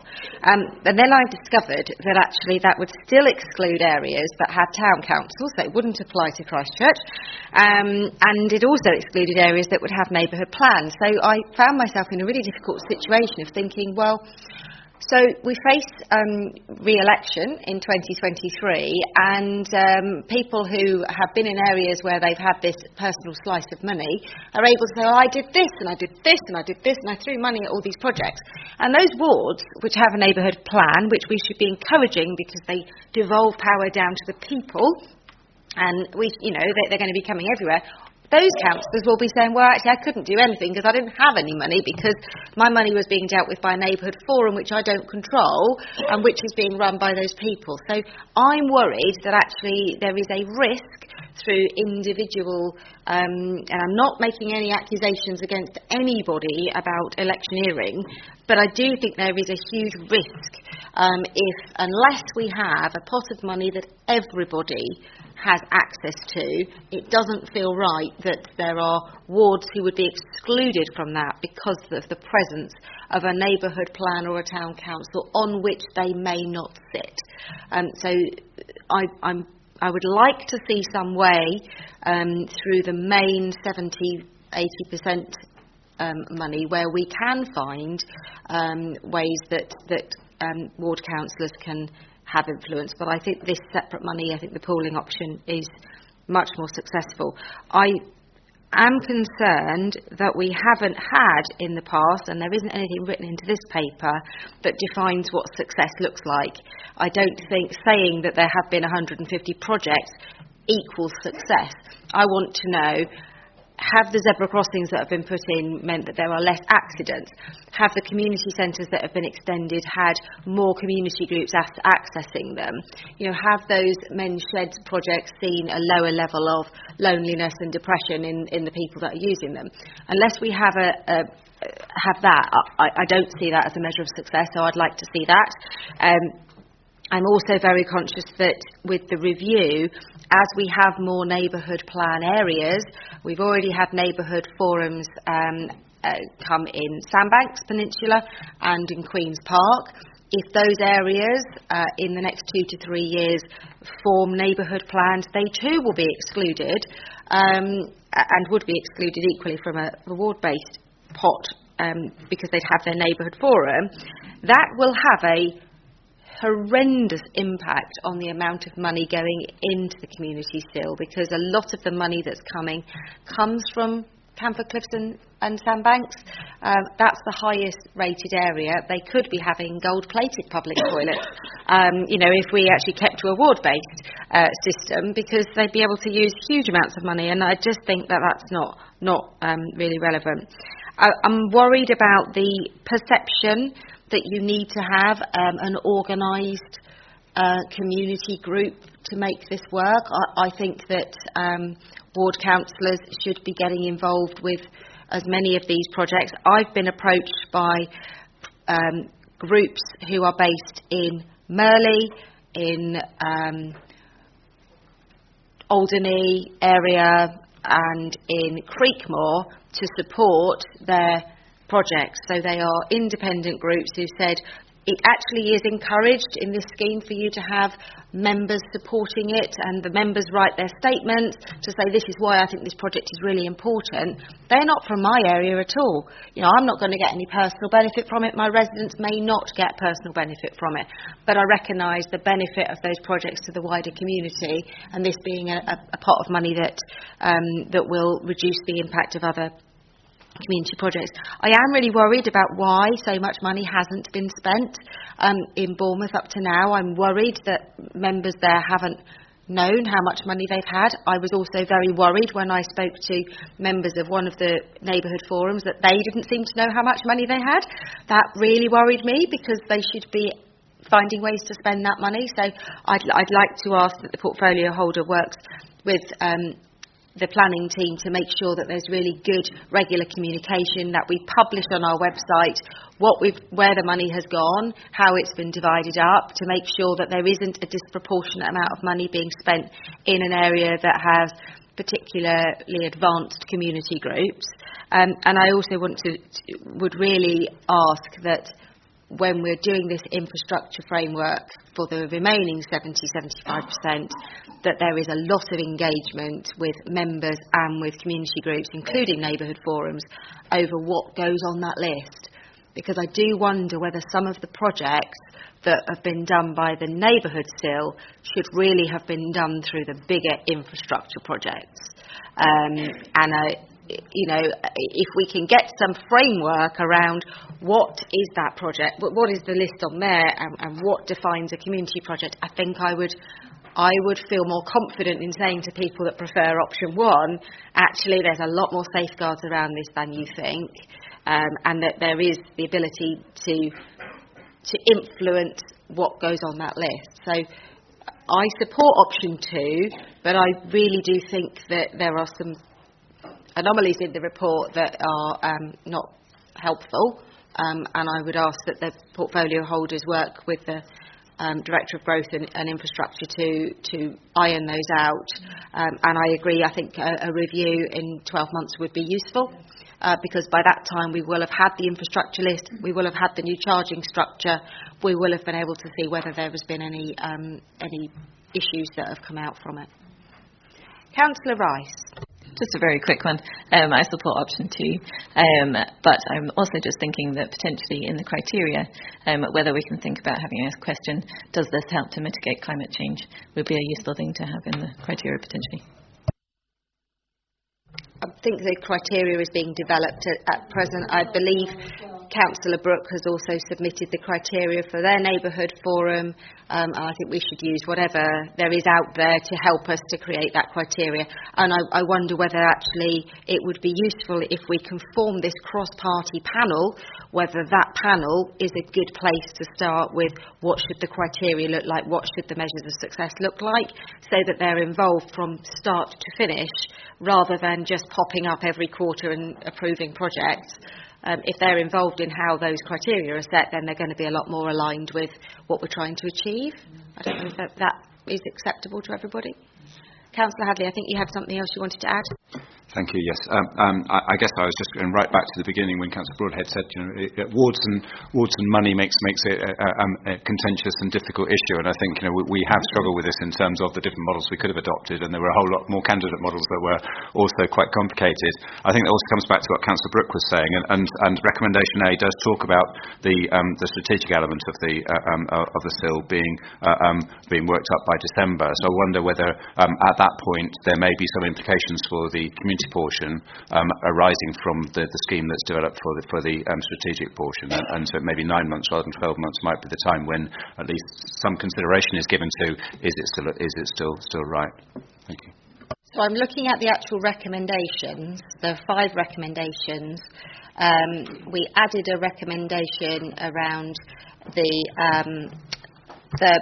panel being cross-party, but I'm wondering whether that recommendation, if you look at authorising the Director of Growth and Infrastructure lead production of the BCP Infrastructure Funding Statement, I'm wondering if that final recommendation should be that the portfolio holders, that there is a cross-party group set up to consider applications to the neighbourhood SIL, which includes the portfolio holders and is cross-party, and also has input to the production of the infrastructure funding statement and charging schedule, so that those individuals have that throughput. That feels like it would enable concerns to be addressed. Would everybody be content with that additional recommendation? Do you see the difference between that recommendation, yeah? Is that okay? And that we put in an automatic review of this onto the forward plan for 12 months after it comes in? October 21. Because obviously until October 20, the legacy systems stay in place. Councillor Hadley? I'm sorry, just on E, it talks about delegating the set-up arrangements to the Director of Growth and Infrastructure in consultation with the portfolio holder. So do you want to actually change a recommendation E rather than create a new one? Yeah, in consultation with a cross-party group to include the portfolio holders. So it's whether we add an additional thing or whether we have to add that bit to not only E, but also A and B. So the purpose of adding the additional one was so that we covered their involvement throughout the whole process. But yeah, I'm quite happy to add that wording into E. Okay.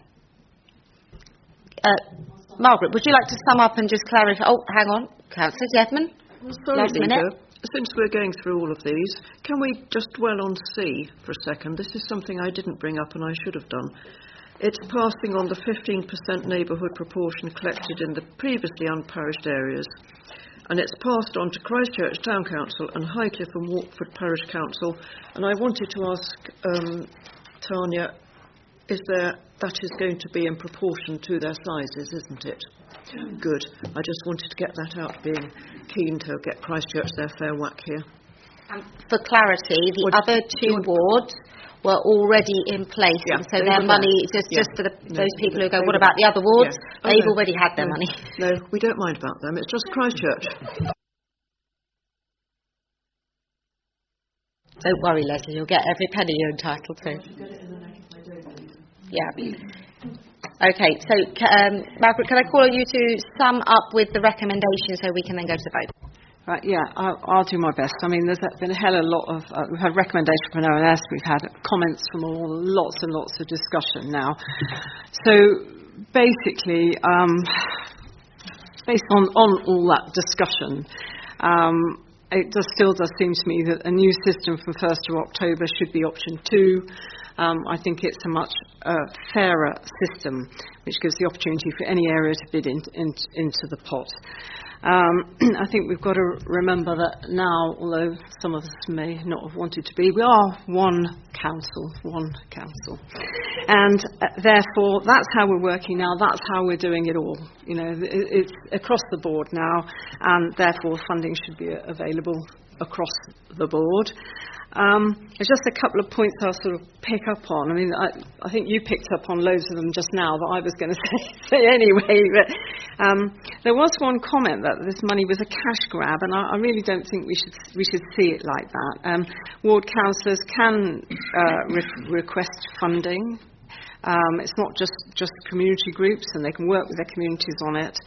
And it's obvious from the figures we've got and that have been distributed as well that some wards actually haven't used their funding, although they have had the opportunity, and they're still going to have the opportunity. And this won't start anyway till the 1st of October, so any money that's there, they've still got that opportunity anyway now until then if they want to put some bids forward. So there is that.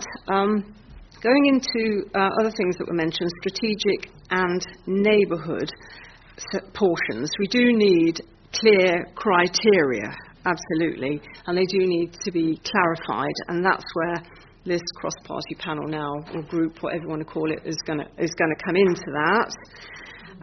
The strategic part of it will come out in the infrastructure funding statement, and it should set out priorities, and that is going to be consulted on, and community engagement on that, well, there should be, most definitely, and that's by December 20. And that should include neighbourhood forums, as far as it really should, and I want to make sure that it does. I should ask the head of planning. And the charging structure, I remember when we did this in Christchurch, it's quite a big issue, and it actually goes out to consultation. It's a full consultation, that is, anyway, so anybody can put their views back on that. That's quite a big issue. We currently have neighbourhood still criteria for bids coming in, and they will continue till 1st of October, the current ones, until things are changed, and perhaps they can be improved as well with the new system, and there has to be clarity on that, and I think there should be engagement on that. I think there was something I gathered, I'm not sure whether I got this right, that it was suggested that neighbourhood forums might lose their 25%, but that is ring-fenced.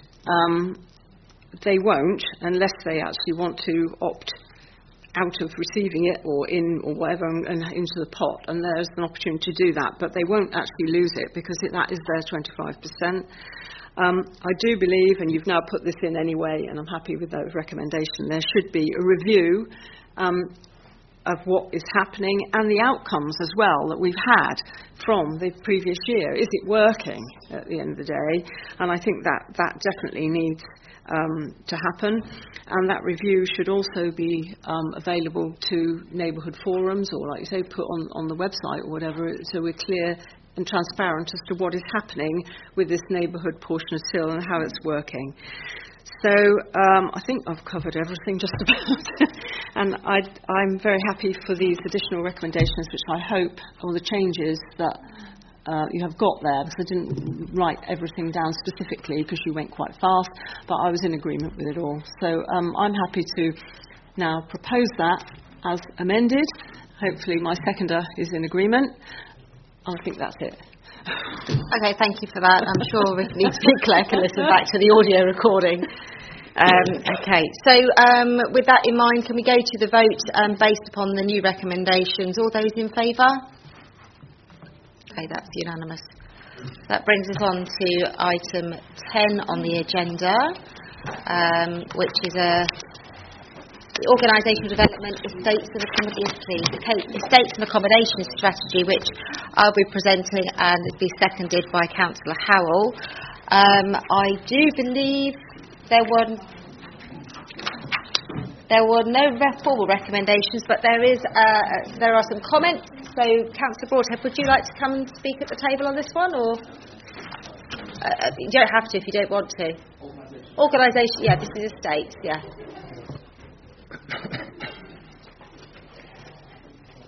Sorry, Chair, I was waiting for your introduction, which was... You're very right, I'm supposed to do the introduction. Do you want to go sit back down? Shall I go back down? Yeah, fair enough. Just took it out of me, that whole debate. Do the introduction for you if you like. I'll do the introduction. You might not like my version. No, you can stay sitting there if you'd like to join the table for a bit.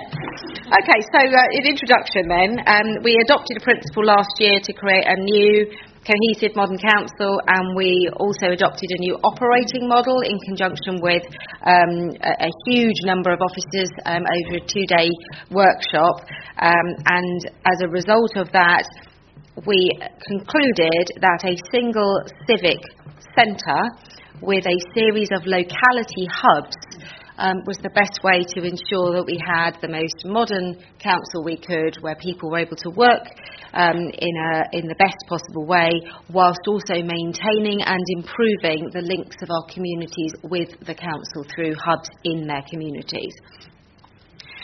So as a result of that, KPMG were asked to assess what the new council needed, recognising that we had something like a 41% occupancy across our 3 centres, which is an incredibly inefficient way of operating 3 large buildings.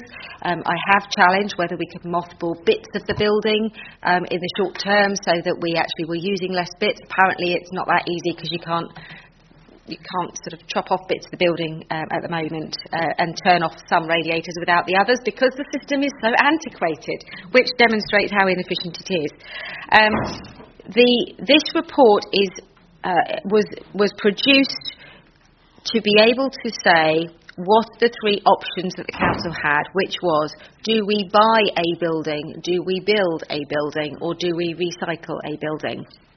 And the conclusion of the report said that on a number of factors, financially, the least expensive option is to recycle a building. Environmentally, the least impactful would be to recycle a building.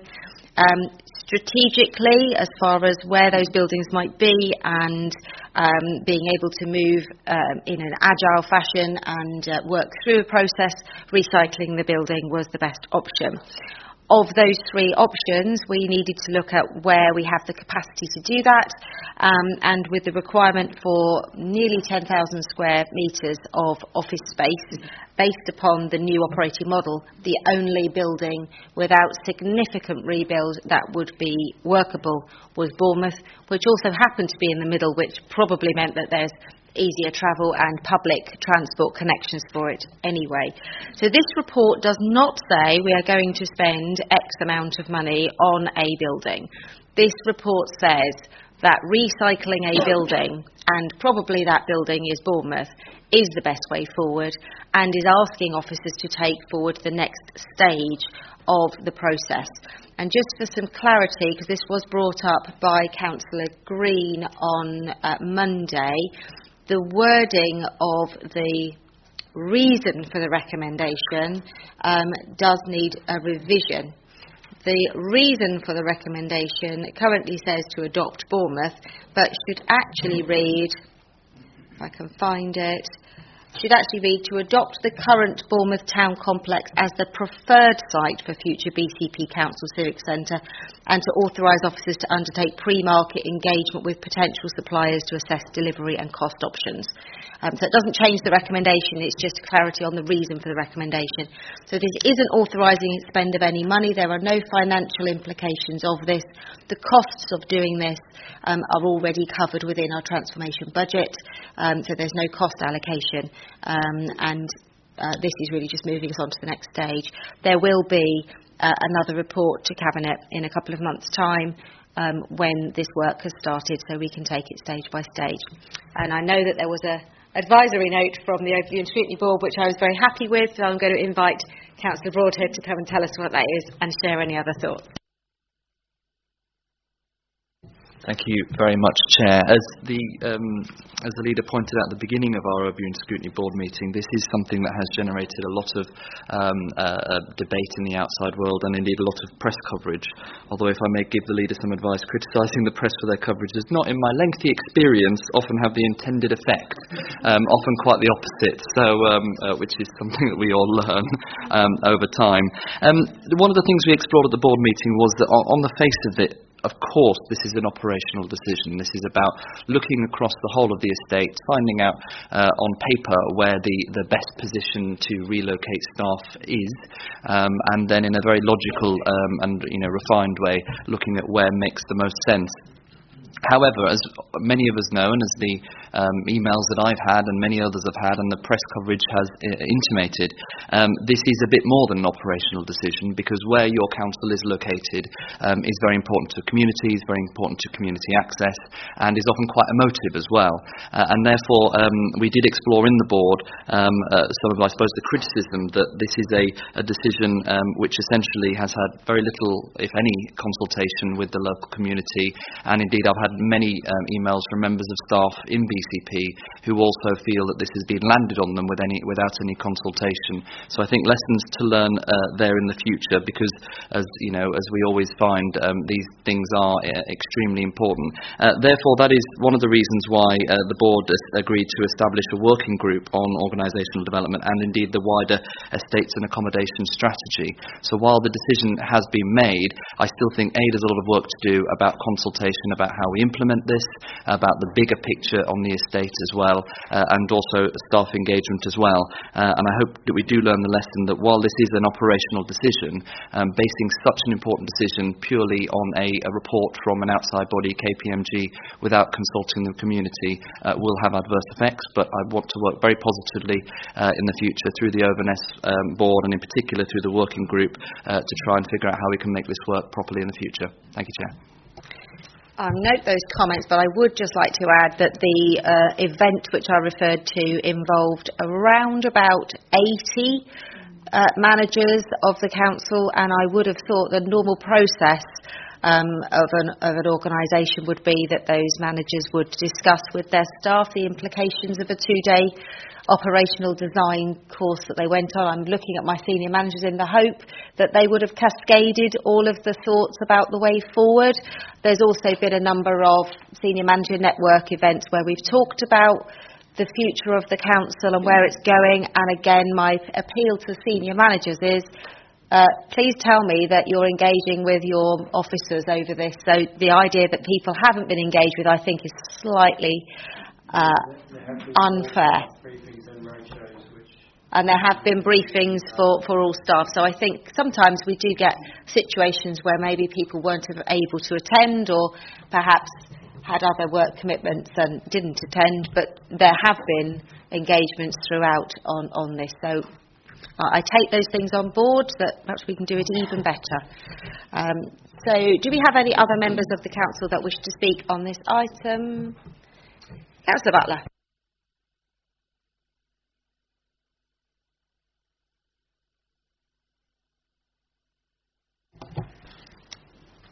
Yes, can I just request that the future of the buildings that won't be used as the main centre are open to consultation and engagement. So if Bournemouth is used, what's going to happen to the civic premises at Poole and in Christchurch?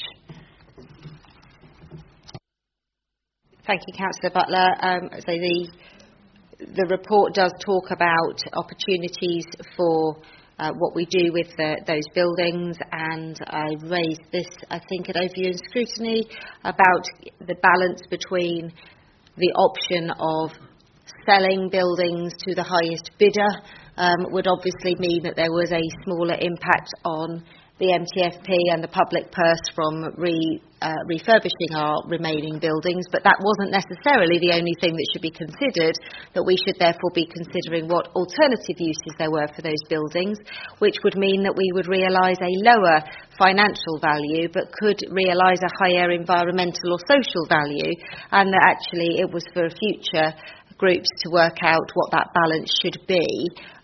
We were very, very clear that it isn't just about, screwing this for as much money as possible. So I think I can offer that assurance. We also have to factor in that there are listing statuses on some of our buildings, and that we also are looking at the status of something like 2,400 sites that are owned by the council, of which about 70 are office-related buildings, some of which might be better used in another way. So this isn't just about 3 buildings. Any other members of the council wishing to speak? No, in which case I'll throw it open to members of the Cabinet, starting with Councillor Howell. Yes, I reluctantly support this decision, but unfortunately it was essentially set in motion when the previous administrations pushed through with the merger process. Inevitably there would need to be a significant building in Bournemouth being in the centre.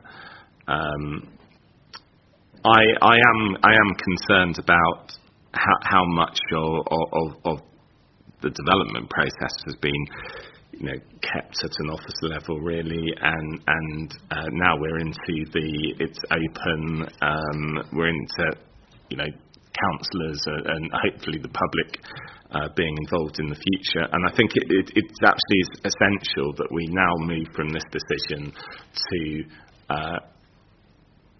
forensically analysing what is the best split between the main council hub in Bournemouth and the other buildings, facilities that we will be operating around the rest of the accommodation. With my regeneration hat on, I think it's really important that we get a high quality building within the town centre of Poole that can service people in Poole.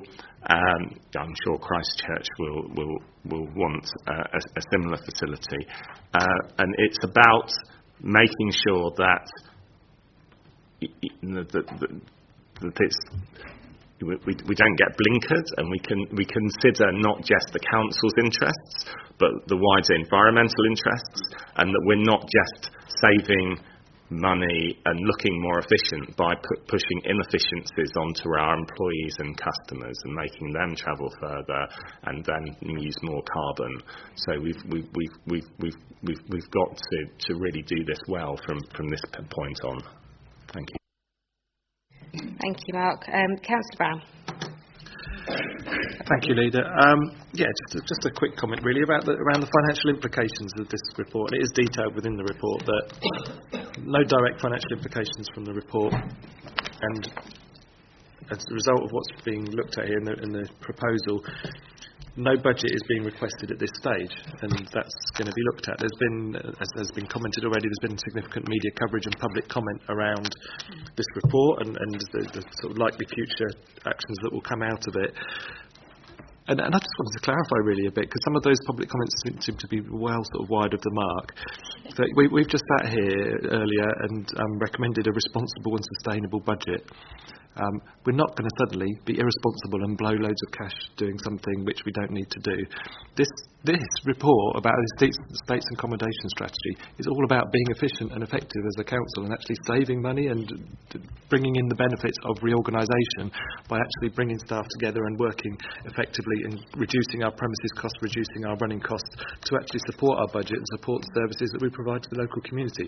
It's all about being efficient and effective. It is not about just blowing loads of money. And recommendation D, I think particularly just wanted to draw members' attention to authorise our Section 151 officer to consider the potential impact of the costs and benefits of this project. We are going to look at this incredibly closely to make sure that we are getting value for money and that we are doing something which is going to support the future finances of the council. I just wanted to make it clear that we're going to do this responsibly, we're going to do this sustainably. Thank you. Councillor Moore. Thank you, Leader. Well, I do appreciate that the only site large enough to accommodate the 1,500, 2,000 staff is in Bournemouth. I also note that this is just the start of our journey, and I look forward to developing the rest of it. They're calling it spokes or whatever it is. The local areas, that is, where residents can visit to make their transactions and to meet with officers, etc. And I don't think that the public are aware that we are going to be doing this, so I just wanted to raise that point. My residents, apart from being concerned about the finance, which you've dealt with, this is not to spend money, this is actually to sort out the next stage of the accommodation strategy, basically. But my residents are very concerned about this particular civic centre. So, I mean, having over the years grown quite familiar with this pool site, there are, I know, some very nice bits which are listed and worth preserving, but I also know there's some scruffy bits too, which nobody's going to miss. So when Poole first became a UA, I can remember back in the 90s, they were able to get a grant to turn the original civic centre, which is the Guildhall, into a wedding venue. And perhaps at a later stage we can look to do something similar with parts of the civic centre that are worth preserving. And I know Christchurch did something similar when they moved their civic centre from the High Street and to Bridge Street. Yeah, you knocked most of it down, I agree, but you preserved the frontage at the entrance to Saxon Square. And, I used to walk past that and see it, and I thought that was a good idea to keep. So we can do sort of, intelligent things with this, and it is worth preserving the good bits. So I've just put a marker down, because that's what my residents are concerned about. We're going to destroy the whole thing, raise it to the ground, and all the good bits are going to be lost, and they don't want it lost. Okay. Councillor Hadley. Thank you.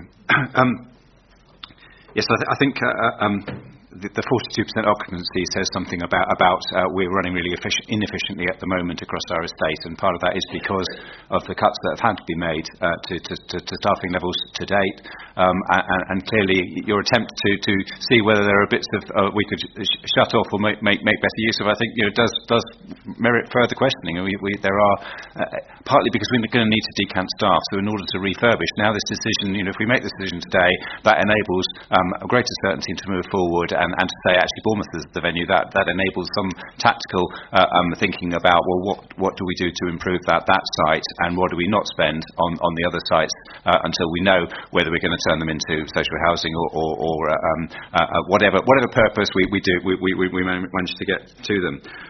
I think I'd echo Councillor Howe's concerns around the impacts on staff and particularly sustainable travel, and part of that is about what we put on both our staff but also on the population in terms of what's at the centre. But I was a bit concerned in the report that sits behind this. It talks about the staff responsible for a locality being at the central hub. Now we've changed the language between hub and spoke, but I'd be really keen to see that the locality staff are living or at least working in the locality to which they respond, or spending quite a bit of their time there. And that they're not sitting in the middle in what the public might conceive to be an ivory tower lording over a locality that they're not really physically in, because and I've had criticism of me looking at Street Map to see what someone's telling me. It's a quick way to do it, and it's easy to not get out of your chair, but I think it's really useful and important to be out and amongst the community that you're working for. And the other bit of that is around again preparations. So staff moving to digital. You go through the planning department, the transportation department here, and there's oodles of paper and filing cabinets, and people have got to get on, and we've got to get our staff motivated to actually start and think about. I'm probably going to have to move 2 or 3 times throughout this process, depending on how we decant staff around, and it's going to get much easier if that's far more digital and far less carting things around. So I think that's a job, and it does tie to what Councillor Broadhead's comment about working hard with the staff to make them own the move, to feel positive about it and part of the change. Thank you. So just before I move on to the other members, just to raise that there is a management meeting which involves both Councillor Lawton, Councillor Haynes, Councillor Broadhead, I think that's the 3 of you, yes, that meets regularly with other members of the administration and Ms Coulter and Graham Farrant. And one of the things that we have already talked about is a member officer working group that actually sits alongside this whole process to actually consider and talk about the issues around decanting and takes on board the concerns of staff. That sits separately from all the formal processes that Julian will be managing, but actually just to make sure that people's concerns, they've got people they can talk to informally and make sure it gets into the system. So that's already been discussed, and we'll start to convene once the process moves forward. Councillor Wilson, you were next. Yeah, I just very much welcome this report. I think it's a very exciting opportunity, not just for ourselves, but the officers on the ground kind of thing, to improve their working conditions and to improve where they go to work on a daily basis. And I've been talking to a few of them, and they're very excited by this. Also, I think it's a really great opportunity to align with our strategy of becoming more modern and accessible, especially in terms of a local democracy element. I think we've got a really big opportunity here to do something really innovative. I've been to a few town halls across the country in the last few months. And, you know, for example, Bristol, it's incredible. I'd recommend everyone going around and looking at these other town halls and seeing what people are doing, because there is a lot out there, a lot of examples and a lot of ideas that we can take. And, yeah, I just really welcome it, and I'm very excited about the future. Thank you. Thank you, Councillor Wilson. Councillor Devlin. Thank you, Chairman. Yes, can I just come back on the point about service delivery teams, which obviously would affect adult social care and health teams.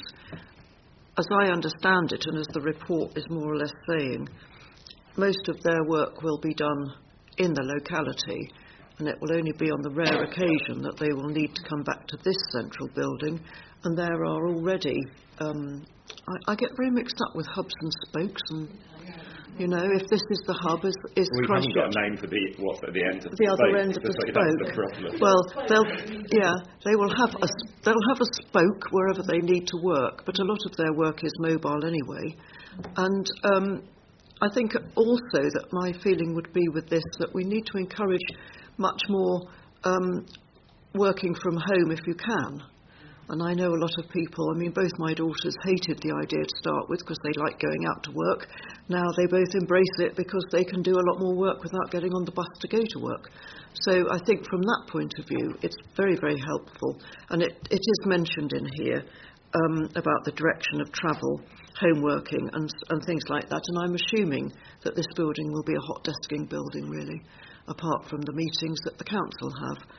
And as far as the building in Christchurch is concerned, I mean, I know I'm always on about Christchurch. It is by far the best building of these buildings. It's up to date, it's got all the facilities, and it's a great shame that it will be let go. And I totally agree with the councillor that came to the table, Councillor Butler, I think, wasn't it, that we need to know what the community want to do with it before we decide firmly. But I think that's in the future. So yes, I certainly support it. Thank you. Thank you, Councillor Devon. I think modern ways of working is something which is integrated within this. So, is there anybody else wishing to speak, or shall I sum up? No, I shall sum up then. I think if you read through the report, you will see that we currently have 4,800 members of staff. It's anticipated over the period of time that will drop slightly. That's already been discussed through natural wastage and actually some jobs becoming just not being necessary if we're moving to much more digital working. That project has already been started. There is a hope that there aren't going to be any actual redundancies. It will be just natural wastage over time. But if you take that 4,000 odd staff, we're then only looking to have 1,500 to 1,800 people in the new civic centre, which is very clearly implying that there will be more people working not in the civic centre than in the civic centre, and that will be around those locality hubs, whether it is through front door buildings in Poole, Christchurch and other parts of the outer areas of Bournemouth, or whether it's through libraries, community centres or from home. And I think that this is a really exciting opportunity to totally transform what we do. Yes, hot desking, if you look at the detail of how the centre will operate, our photos will be coming off our desks. There is a suggestion that nobody will have their own desk. If you look at the report, working style observed in BCP, all staff have an assigned desk. and there is fixed IT with desktop computers. There are very few companies left that do that now, so smart ways of working would include unassigned shared desk, touchdown, collaboration, quiet areas, team areas, recognising that some people don't cope very well with open plan working and making sure that there are spaces that they can work that are more conducive to their style of working, the ability to work in desks within the libraries and at home, etc. So there is a long way to go with this. I think it is a step in the right direction, but if we don't take this step, the rest of the journey can't go forward, and that's all this is a step in that direction, allowing officers to go off and do their work, and it will be coming backwards and forwards through the governance procedures, through ONS, Cabinet, and etc. over a period of time. So I commend this report, and I hope that we can all vote for it. So on that basis, all those in favour of taking the next step? Unanimous. Okay. We've been going for 2.5 hours. Can I just ask if we can have a 5-minute comfort break? If we could be back at sort of 11:55ish, that would be useful, I think. We're still aiming to try and finish close-ish to 12:30.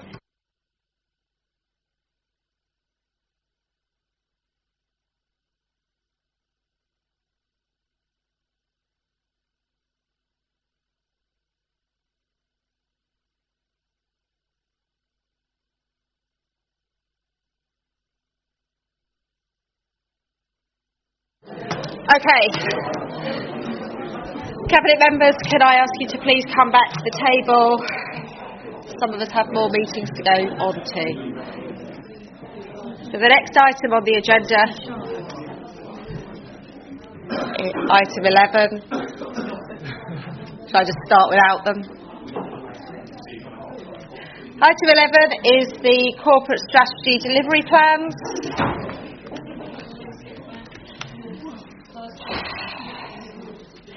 So I will be presenting this item, which will be seconded by Councillor Allison, I believe.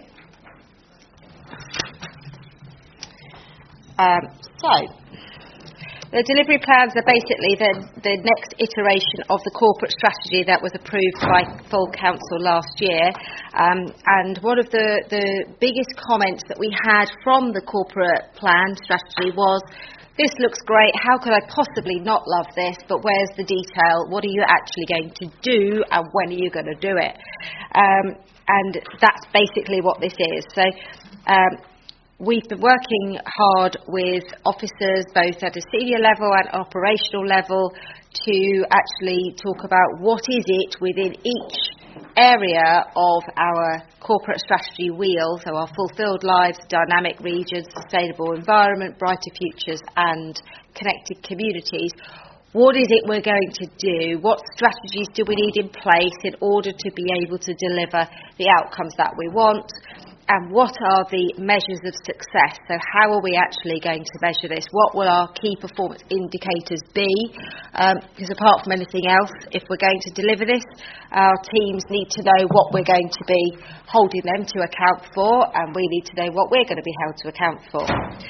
The other thing which I'm particularly proud of is that we've been working really hard to cross-reference the United Nations Sustainable Development Goals with our priorities, and we have managed to align all 17 of those to elements of the corporate strategy. So when you look at the delivery plans themselves, you will see that each of them has a coded number on it which tells you which sustainable development goal they relate to, and when this goes onto the website, if it is approved, you'll be able to click through using those links to the UN website so that you can see what are the international markers around those issues, but then we're talking about our local implications of those goals, and I think that shows that we're really stepping up and trying to lead the way in the way that we operate as an organisation. Obviously there are 5 sections of our wheel. We have added the additional area which is a modern, accessible and accountable council. Because clearly if we don't have that, it's going to be very difficult for us to underpin the other 5 areas. And the way that the reports are structured is that they give us what the journey so far is. So what have we done in the first year of council to be able to demonstrate our commitment to these areas, and then what are we going to do? Most of these are SMART objectives, so they have a time frame. We can measure them, and you will see as we go into the new financial year, when we're measuring our performance on a quarterly basis, these are the measures of success that we'll be using. There are some additional measures of success we'll have to use because there are national and regional standards we have to achieve. But some of these will be brand new things, and it will take a little while for us to work out how we measure those. How we measure health and well-being levels of our employees will take a little while because we'll be starting from not measuring something to starting to measure it, so it sometimes will take a bit of a time to work that out.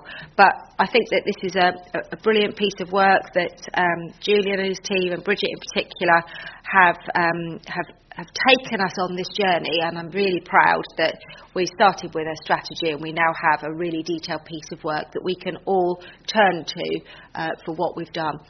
The other thing I did mention at overview and scrutiny is that all of these actions and strategies are already based within the medium-term financial plan. So we have approved as Cabinet our budget. Obviously that will be going on Tuesday to full council. But the items in here do fit within that plan. Anything that's not in here that was added by anybody would have to go through a process of establishing it didn't have an impact upon the MTFP, but it is a changing beast, so as we move forward things will come off as they get finished and new things will come on board as new priorities emerge, but as they go on to here we need to make sure that they are financially viable. So I would like to recommend this report to Cabinet and ask Councillor Broadhead whether he has anything he wishes to say. No, Councillor Broadhead's content with this one. Any other members of Council wishing to speak on this item? No. So moving on then to Cabinet members. Anyone wishing to speak on this item? Councillor Devon. Yes, thank you, Leader. I'd like to speak partly as the Mayor of Christchurch because I noted in Connected Communities that we are hoping to promote and encourage a sense of civic pride and celebrate the historic traditions and identities of each town through the office of the Chairman and working closely with the respective mayors. And I think that's a really good aim, because one of the reasons that so many of us were not very keen to come into this unitary council was the fear that we would lose our historic links and our all the things that go on in our own towns. And I think that although it looks a tiny little piece of this whole great report, I think that from my point of view is really important for Christchurch.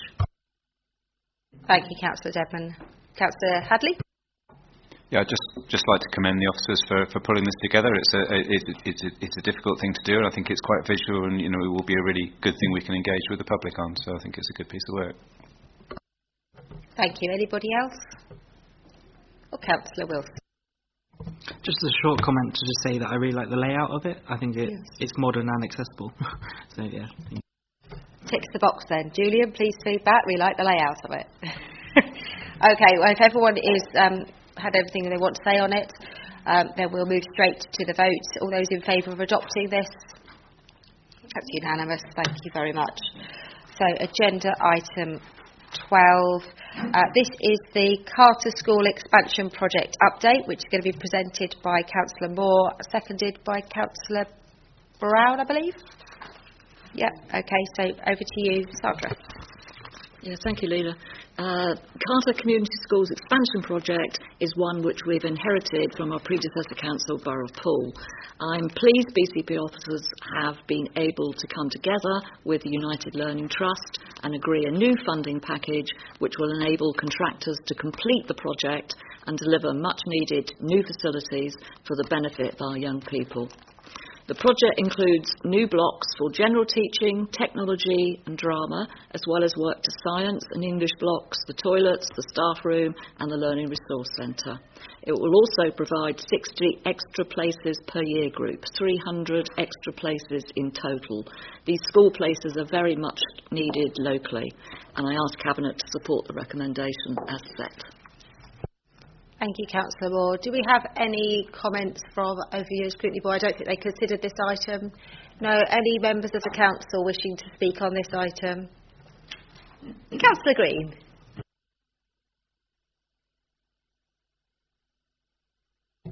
Thank you, Chairman. Just a very brief endorsement of the programme. It's been an immense privilege to be involved in the expansion and upgrade of schools, formerly in the Borough of Bournemouth, but prior to that I was a member of many years ago, the Building Schools for the Future Steering Committee, which was the early days of Bournemouth and Poole cooperation, and I'm absolutely delighted for the whole community around Carter that they are getting the upgrades for the children and the young people of that community. It really matters, the environment in which young people are able to learn, and I'm very grateful actually to have been given the opportunity alongside Councillor Brooke to have some oversight of this from the Overview and Scrutiny Board, but just wish the whole programme every success. Thank you. Thank you, Councillor Green. Any members of Cabinet wish? Councillor Hadley. Thank you. Yes, this is a good example actually of where we're trying to predict and provide for the developments obviously that are going on the Hamley Power Station site, particularly if we are able to push that forward, to have additional places in the school to locally to cope with it is great for sustainable travel to school and all those sorts of things. So I welcome it. Thank you. Thank you. Anyone else wishing to speak? Okay. May I ask a question? Because I'm not going to be cruel, don't worry. I'm just wondering, we obviously applied to the Education, Skills and Funding Agency for additional funding for this, which was declined, which is disappointing, but enabled the ability to draw down an early drawdown of basic needs funds. And I just wanted some reassurance that this wasn't going to undermine any of the other important projects, i.e. was there still going to be enough money left for the other school projects that are already in the capital programme by drawing this money down early? Right, thank you for that. Yeah, that is the question that I asked, and apparently they are working on all the other schools as well. Yeah, so it's not a problem. Well, it is a problem, but they can deal with the problem. Okay, so okay. No other school is going to be compromised. No other school is going to be compromised. No. Okay, I'm content with that. Anybody else wishing to speak? No, in which case we will go straight to the vote. All those in favour, paper as tabled. Excellent. Thank you very much. Yeah. Councillor Howell. Do you, Cabinet members have to rush off at all? Because I've got a meeting at 12:30. I'd quite like to go. We had a 12:30 end date on this meeting.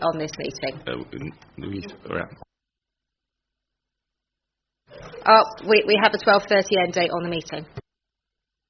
If you have to leave, then give apologies. We can continue without you.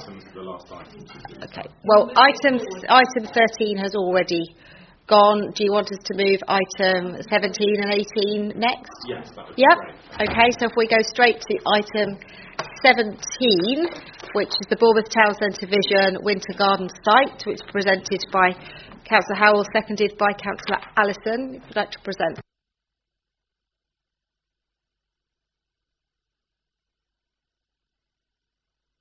This is technical paper to allow us to proceed further with the Winter Gardens project. There is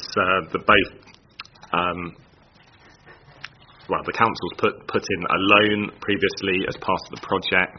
It needs to defer the loan beneath, in terms of priority, potential new investors in order to encourage those new investors to invest. It needs to extend the leases that will be available for the properties that will be built, because the market conditions now require longer leases. because the scheme is larger than initially anticipated, Morgan Sindall, the 50/50 joint venture partner in BDC, are required to put in an additional amount in terms of the money that funds the initial planning and works. And there's also, because of the complications of the scheme, the option execute date needs to be extended by a period.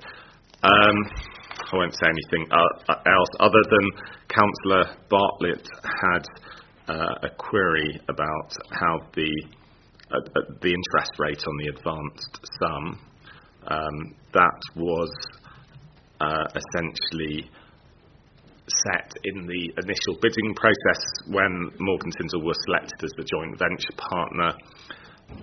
We could not. It was originally intended that some monies would be withheld from the profits of previous schemes to fund this portion of money that's required for these initial works, but the previous administration in Bournemouth took out, and Morgan Sindall took out everything out of the pot, so we need to continue to fund it via and pay an interest rate for it. So I hope that explains to Councillor Bartlett a bit more, answers his question essentially. I don't know if he's still here.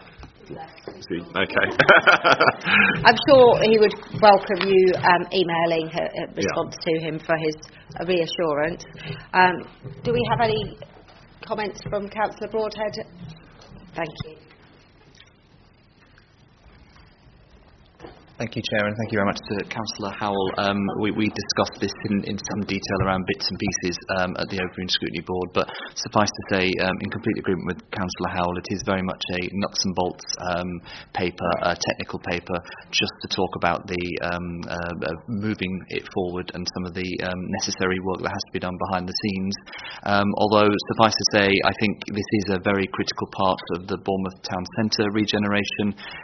You'd expect me to say, but I'm completely supportive of the development and do think we just need to keep the momentum up and get a move on, not least because, as we're all aware, whether we like it or not, we have some very punchy housing targets ahead of us and some very dire consequences if we don't get ahead of them. And therefore this, with the number of new homes it brings into the town centre, which has the added benefit of bringing new people to live and work and play in the town centre, will be very vital in achieving that aim. One final comment from me as a councillor rather than as the chair of the Overview and Scrutiny Board is just that this does sit under the wider town centre vision that was put forward by the last administration in Bournemouth in the preceding council, and just a bit of clarity. I know that Councillor Howell at the board meeting had said that work is now underway to move that town centre vision forward, which is extremely welcome. But there was some criticism that the previous town centre vision that we took forward at the beginning of last year was a bit loose and not very prescriptive in its ideas that they were setting forward.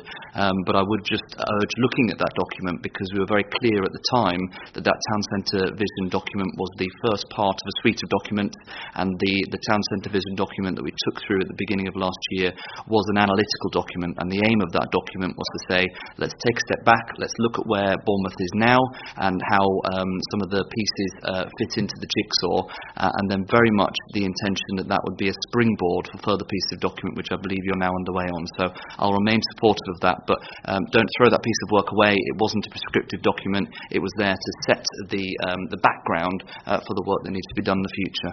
But very supportive of this and other development, then let's get a move on. Thank you very much, Chair. Thanks, Councillor Broadhead. Any other council members wishing to speak on this? If not, any comments from councillors around the table? Councillor Brown. Thank you, Leader. Just a very brief comment. That in making this decision about the change in this loan note, it's detailed in paragraph 47 of the report that provision has been made as part of the proposed 2020-21 budget for the £136,000 annual payment. So we've been pleased to be able to find that funding, and it's within our budget that we've just recommended. So. That's good news. Anyone else wishing to speak on this one? Councillor Rice. Yeah, I just wanted to say thank you to the member of the public that came to speak on this, and also just wanted to highlight, with regards to some of the comments from Councillor Broadhead about the dire consequences of not achieving our our housing targets, and that we should just be getting on with it. I think this scheme was started back in 2015, which is now 5 years ago, and we're coming up to 5 years ago. And a lot has changed in terms of our understanding, in terms of the urgency for what we need to do, and change our strategies and policies in terms of being able to prevent the incredibly dire consequences of rapid climate change for everybody. And so we need to, I think there is a lot of potential with regards to this scheme, particularly around making sure that we are balancing both of those aspects, and that there is just, we're in quite a different time now from when this scheme was started, so I would expect there to be quite significant changes going forward.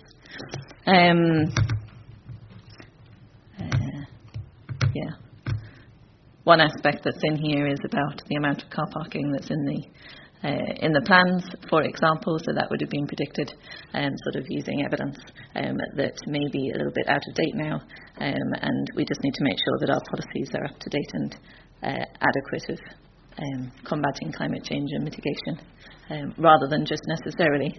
So basically, if that takes a little bit of extra time, but we do it properly, then we shouldn't just push ahead without thinking about the consequences. It's just what I wanted to say. Thank you. Thank you for those comments. Anyone else wishing to speak on it? Councillor Deb. Yes, thank you, Leader. Just to say I'm supportive of it, and I also feel that the town centre vision, wherever it comes from and whoever's ideas are in it, I agree with Dr. Rice that things have changed rapidly, but we do need to do something. We need to push on, and I think that all ideas will be welcome at this point.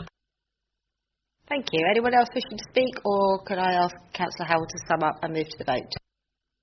I'd just like to assure Councillor Broadhead that we are pushing ahead as much as possible. Indeed, had this meeting not gone so long, I had a call booked with Paul Kinvig at Townsend a bit at 12 o'clock to discuss how we move the process forward. This is one of the issues with councils, that we spend too much time in meetings and not enough time doing things, both officers and members, I think. So, but in terms of BDC,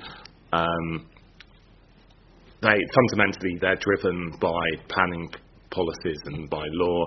The laws have changed, and because the consequence that they won't be putting gas into the building, they're putting, everything will be powered by electricity. So, what is important for us, as Councillor Rice said, is to get our policies up to date, and in areas like parking, they are way out of date, but we are hopefully driving that forward now. Thank you. Thank you. So we go to the vote. All those in favour of the report as tabled? That's unanimous. So we'll move on directly, as you have 11 minutes to go until your next meeting. Agenda item 18, Cotlands Road, York Road Site Development Plans, which you're presenting and is seconded by Councillor Moore, I believe.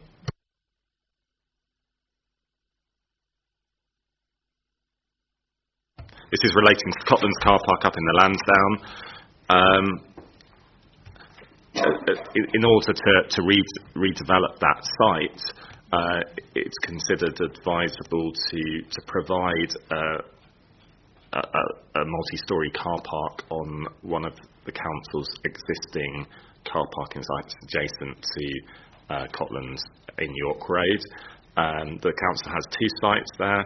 And both of them are proposed to be put within the option agreement as a means of securing parking for the new development. It's a complicated stage-by-stage process, but essentially in order to give security to investors and also satisfy the current parking requirements of the council's parking policies, we need to put a car park in place, and that car park will be a multi-storey one on one of those sites. And the various recommendations here just give authority to officers to proceed and to amend the capital programme.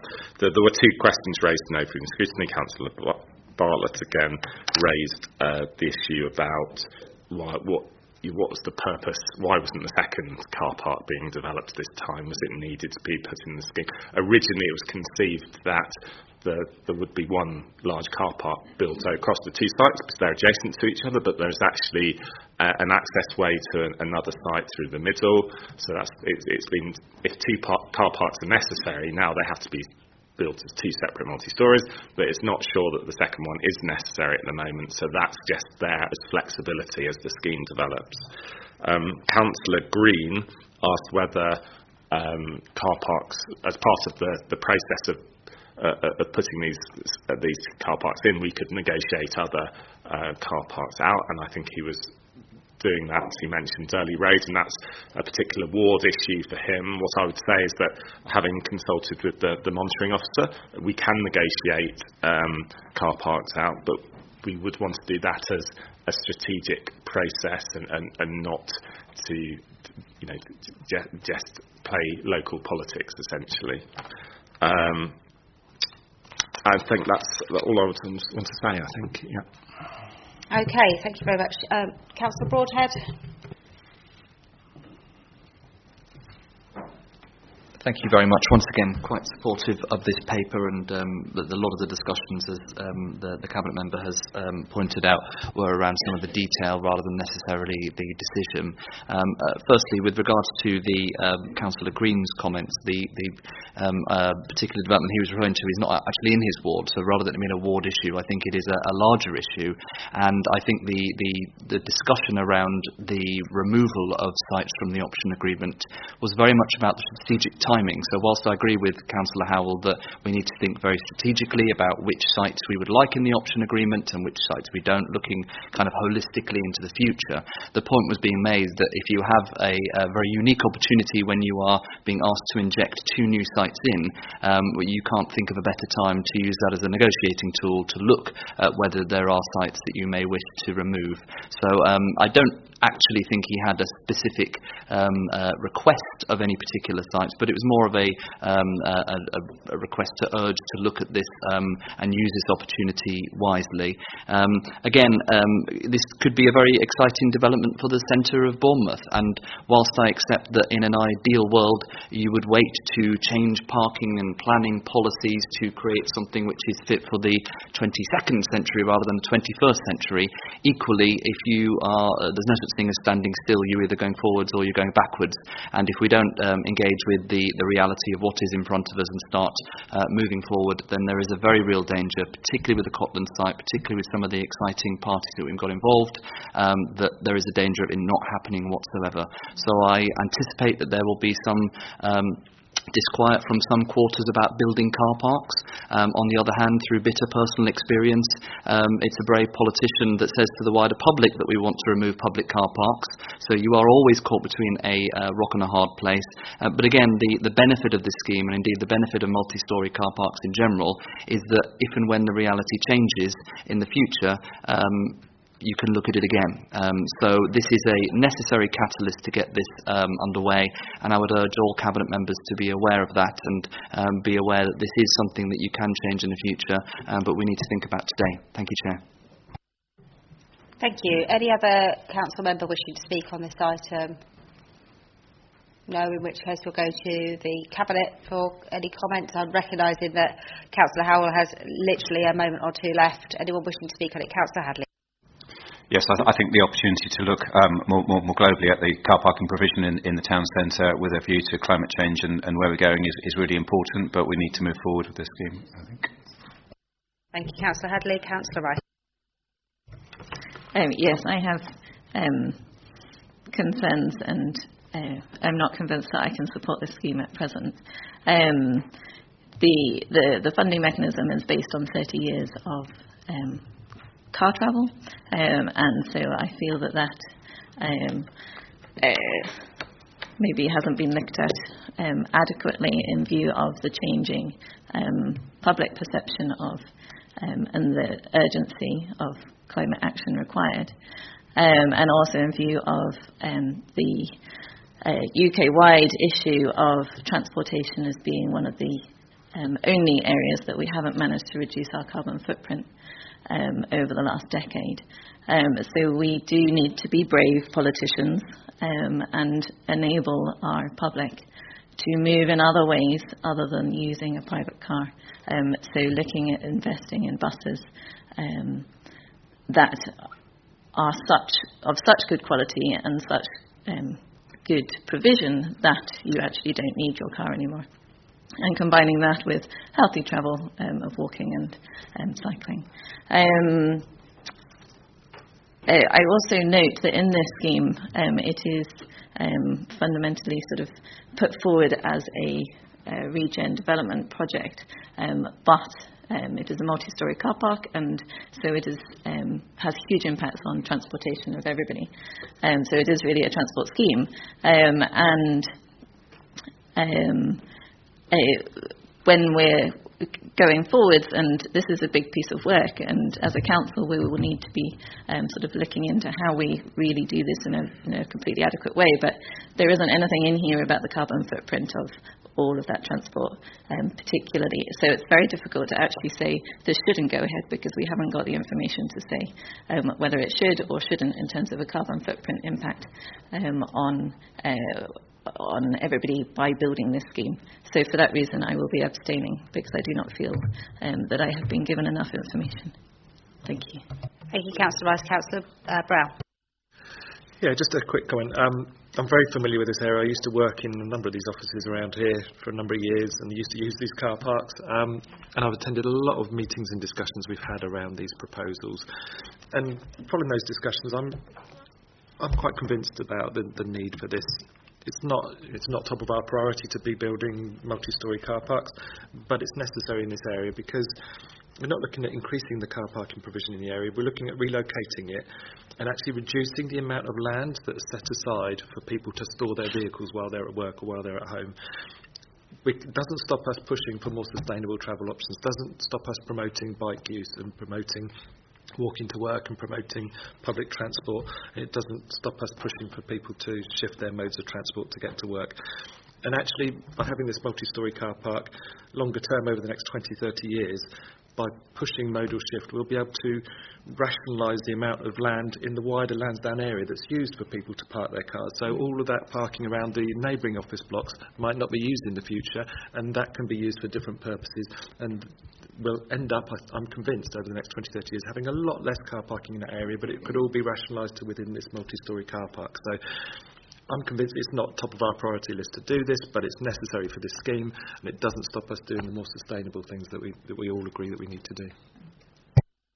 Thank you. I would just add, whilst it might not be top of our list to build a multi-storey car park, it should be top of our list to redevelop the Lansdowne area as the most vibrant business district in Bournemouth, and therefore if this facilitates that, it effectively is top of the list, and we must absolutely demonstrate a commitment to growing that business district and enabling really exciting businesses to invest in our town, and to give people who live in Bournemouth, Christchurch and Poole good career prospects, so that they're not going off elsewhere when they can't find high quality jobs here. So I agree that we need to move forward. I think we also need to recognise this is an edge of town development, so if we can reduce parking elsewhere and potentially look at this as a future site for people who are perhaps coming here for the weekend or for the day in the summer holidays, who can park here and then enjoy the walk down through Lansdowne, which is going to have its new landscaping, and down through the town to the centre. I think it could potentially have a positive impact on air pollution in the town itself, so I'm supportive of this. Councillor Wilson, and then we need to wrap this up so that Councillor Howell can get to the vote. Yeah, I'd like to keep this quite brief. I echo the comments of Councillor Brown and Councillor Hadley, but I fully respect Councillor Rice's comments. I think that I'd be very disappointed if in her portfolio she wasn't championing climate change and environment. So I think it's really welcoming that we have a cabinet that kind of supports that voice and them concerns. And on this occasion, I think that it's something that we have to do for the regeneration. But I think it's really good to see that these comments can come forward. So, thank you. Thank you. Okay, if everybody who wants to speak has spoken, then if we could, are you summing up, Mark? Yeah, I thank the leader for mentioning the employment issues. It's an employment-led scheme. It's very important for the future of people, young people in particular, in the town. In terms of sustainability factors, on the face of it, not ideal to be building a multi-storey car park. I don't have a car myself, but I accept that people are still going to drive in the future, and that it seems to me appropriate to have those car parks on the outer rim of the town centre so that people can then walk in and not disrupt the inner town centre with vehicles. But this is all up to the parking policy at the end of the day, and this is why we need to really get to grips with that and updating it. Just finally, with regard to Councillor Green, and Councillor Green did specifically refer to Doley Road, and he has made separate comments about his objections to that scheme, but I do accept that he was making a wider point as well, which was valid, about the fact that these schemes, we should look at whether some schemes should come out, and I have already raised that with officers before the Overview and Scrutiny Committee, and I will do again just to see if there are any sites which we feel are inappropriate in the option agreement at the moment. Thank you. Thank you, Councillor Howell. So we need to go to the vote, but just to note that there is one item on this vote that is going forward to Council on Tuesday, which is the amendment of the capital programme. So just to make that point, that there will be a vote on that on Tuesday evening. So with that in mind, can I ask all those in favour of the recommendations as tabled? 9. Any against? Abstentions? 1. Okay. Thank you very much. Thanks, Mark, for bearing with us on that. So we'll go back to the agenda, item 14. Agenda item 14, which I believe is Councillor Moore's consultation of school admission arrangements 21-22, presented by Councillor Moore, seconded, I believe, by Councillor Phipps. Yeah, thank you, Leader. Well, a 6-week statutory consultation on admission arrangements for schools for which the local authorities, the legal admission authority, has been completed. This only affected 1 maintained primary school in Poole and 5 in Christchurch. Some responses received related to other schools and were forwarded to the relevant admission authority. 1 response was received regarding the coordinated scheme from another unit within BCP, and this query is being addressed internally.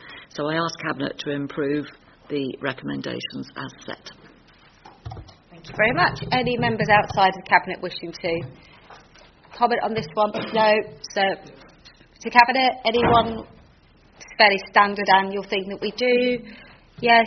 So, if nobody wishes to comment on it, all those in favour of adopting these admissions? It's unanimous. Excellent. That brings us on to Councillor Moore again, which was a far more exciting proposal, and I feel sad that people are leaving in their droves because I think this is a great paper. Agenda item 15, BCP Children's Services, which Councillor Moore will be presenting, and I am delighted to second. Thank you, Leader. Yes, it's a pity it's so far towards the end. It should have been at the beginning, shouldn't it? But still, this is definitely a good news story. And I would like to thank the working group who have helped with this paper, and Children's Overview and Scrutiny, who scrutinised it and gave it cross-party support. Now, some of this is about bringing existing services from 3 councils into 1 new service and enhancing and improving existing services, but there are also new initiatives being introduced.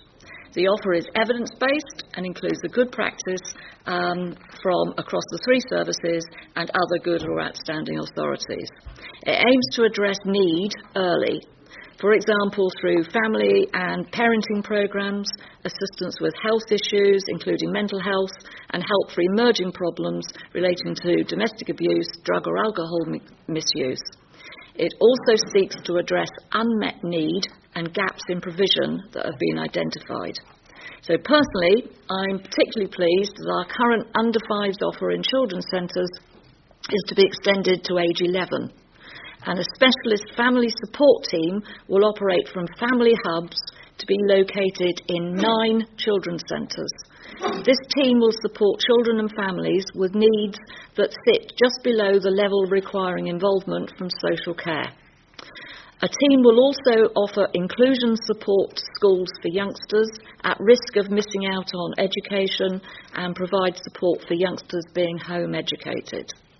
Also, to provide a first response team for all contacts coming into the safeguarding system, that's the front door, and offer advice to all practitioners as to how a child's needs can best be met. And this team should be able to reduce the number of families currently accessing a social worker when actually they might not need to.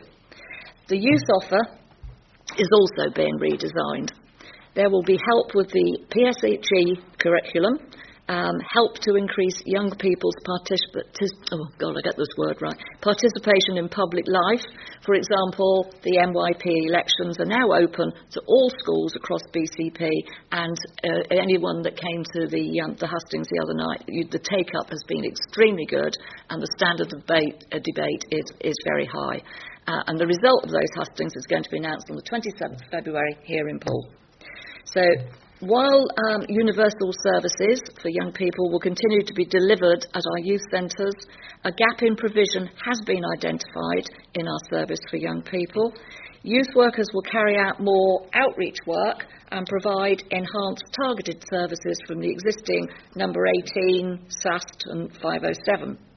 In addition, a hub will be created to provide multi-agency support and services to meet the needs of our most vulnerable young people who are either in care or on the edge of care.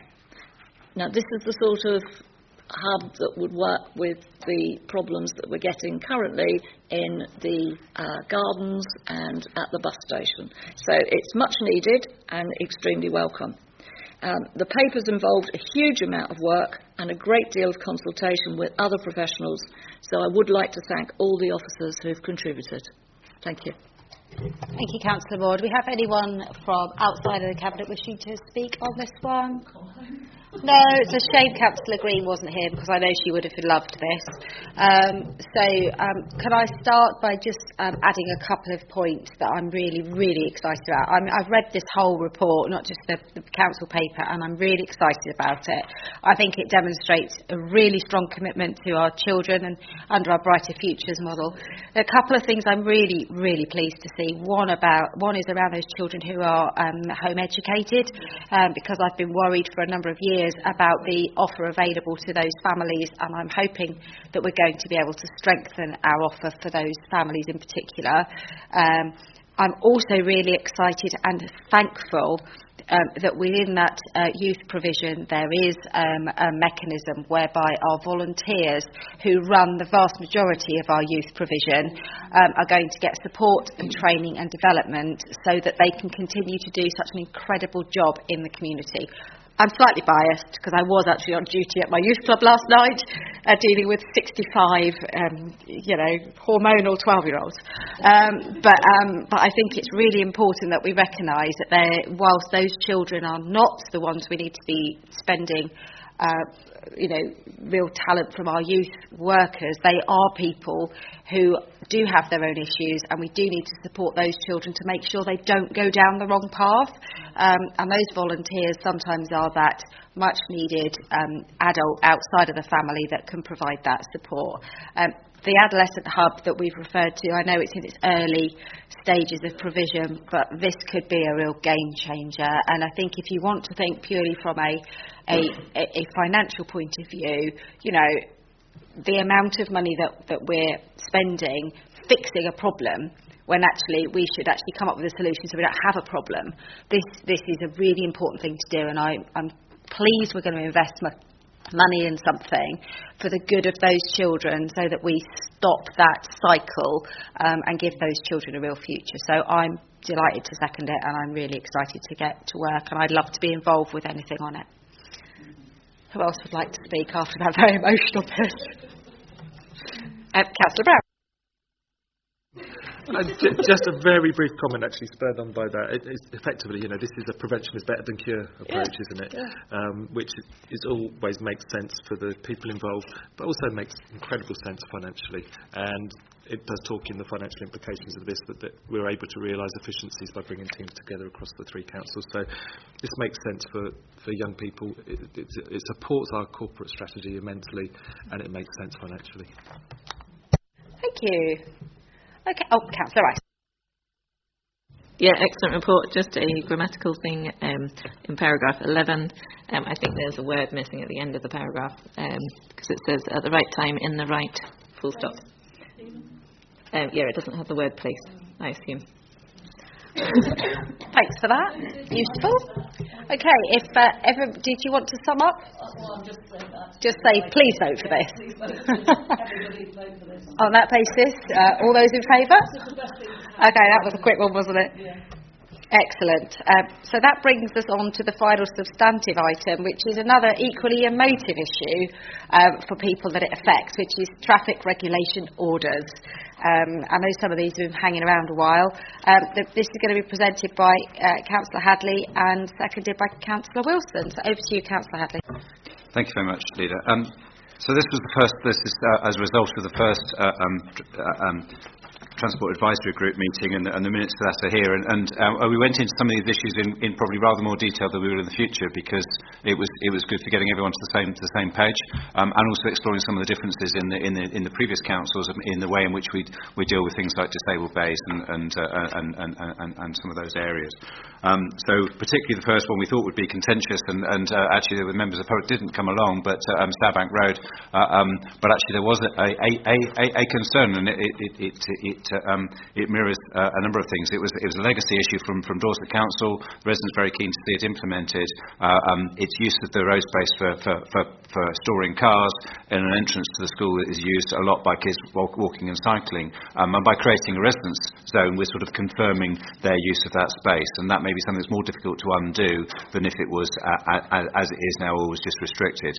But I think we have to go forward with it based on the basis of the history that sits behind that.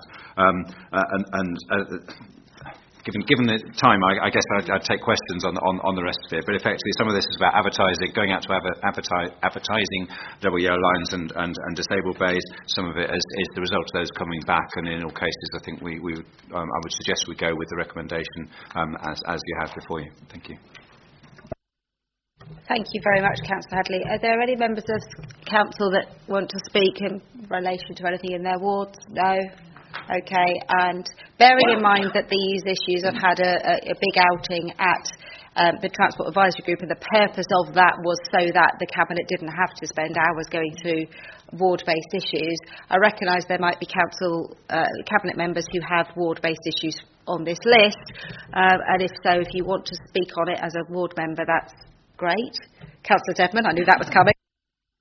Oh, well, yes. Thank you, Leader. You only knew it was coming because it had been a little bit difficult, the Starbank Road one, and it was only difficult because the Legacy Council had not pushed it through due to a lot of various problems with trying to push it through, so they hadn't pushed it through. I'm really glad that this council has actually done something which the residents wanted, however contentious it might be to other people. So this is the balance, isn't it? But thank you very much. I totally support the whole thing.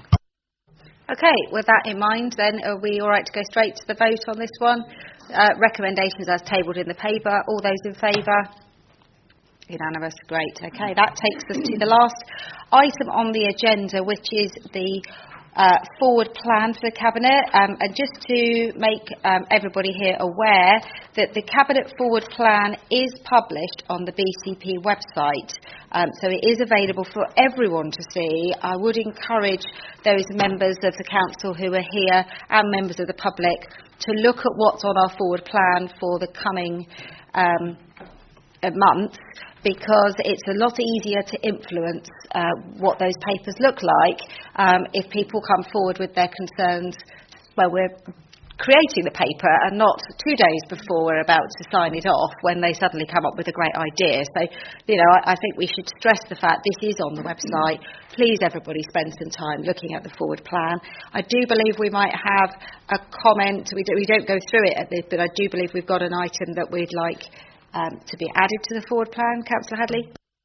Thank you. Yes, we need to look at a review of the car parking charges. So that's a paper that we'd like to bring forward as soon as we can. So probably to the March with the process, which means the paper has to be. It is already in draft, so it needs to be finished. Thank you. And bearing in mind that once we move into the new financial or the new civic year, there's going to be a longer lead time because the Overview and Scrutiny Board are going to be meeting 10 days before Council, so we can give due consideration to their recommendations. That means that papers have to be ready for Cabinet a week earlier than they otherwise would be. Therefore, the Cabinet plan needs to think further ahead. So if I could just ask everyone to bear that in mind. So are we all happy and content with that? Do we need to vote on that one?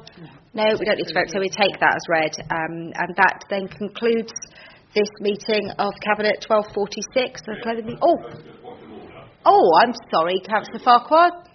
Do you want to come to the table so we can record your point of order? Have I done something wrong? I'm sorry for the dramatic entrance. I didn't want to cut across your You've done nothing wrong at all, Leader. You know I'm quite a gregarious creature, and I take the opportunity to speak to members of the public, etc. So you'll see me dodge in and out of these cabinet meetings and variety committee meetings. There are two members of the public here today. And I just wanted to offer a little bit of feedback because I think it would be beneficial to the Cabinet members and to the committees moving forward. Would you allow me to do that? I wouldn't dare not to be honest with you. Thank you so much. I took the opportunity to speak to these two individuals, and I won't embarrass them by naming them or what ward they're from, when they attended some number of months ago when we held Cabinet here. The feedback they gave to me at that time was how impressed they were with the standard of debate and the openness of the Cabinet. And they assured me that they would be attending even though they didn't have business. And I must say that I'm so pleased to see them each time I've attended at this location, the Cabinet meetings. The feedback which they had to offer was they still uphold that praise for the openness. They appreciate seeing the business of the council being discussed and debated here, rather than perhaps their experience elsewhere, whereby the minutes conclude in a very short period of time. And I am conscious that we're overrunning. But I thought it was important to feed that back from the public. The feedback which they gave is that it could be improved because the sound system in here, they find it very difficult to hear. There's two aspects. The first one is they would, I know it's difficult to control as the chair, is that conversations that are going on outside of the table perhaps should be moved outside, because we do see some members of the public and members, etc., moving around, and they find that difficult then to follow the actual debate which is happening at the table. So that was perhaps a tip. The other one, which is quite important, well, there's two more, is that members must remember to not mumble or do as I do, put my hand behind my mouth while I'm thinking. So that's the clarity of the sound system and the speaker themselves. And the third one is sometimes that they find it difficult to understand what the responsibilities are because they can't see the nameplates. So perhaps we could speak to Democratic Service to maybe have yes, absolutely. A team strip, perhaps.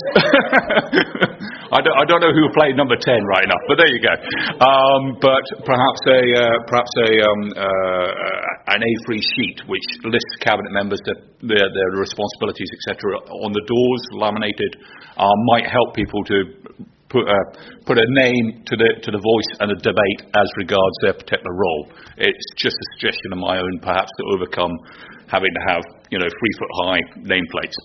So thank you very much, Chair. I really appreciate that, and I hope that you'll take that feedback on in the spirit which is meant.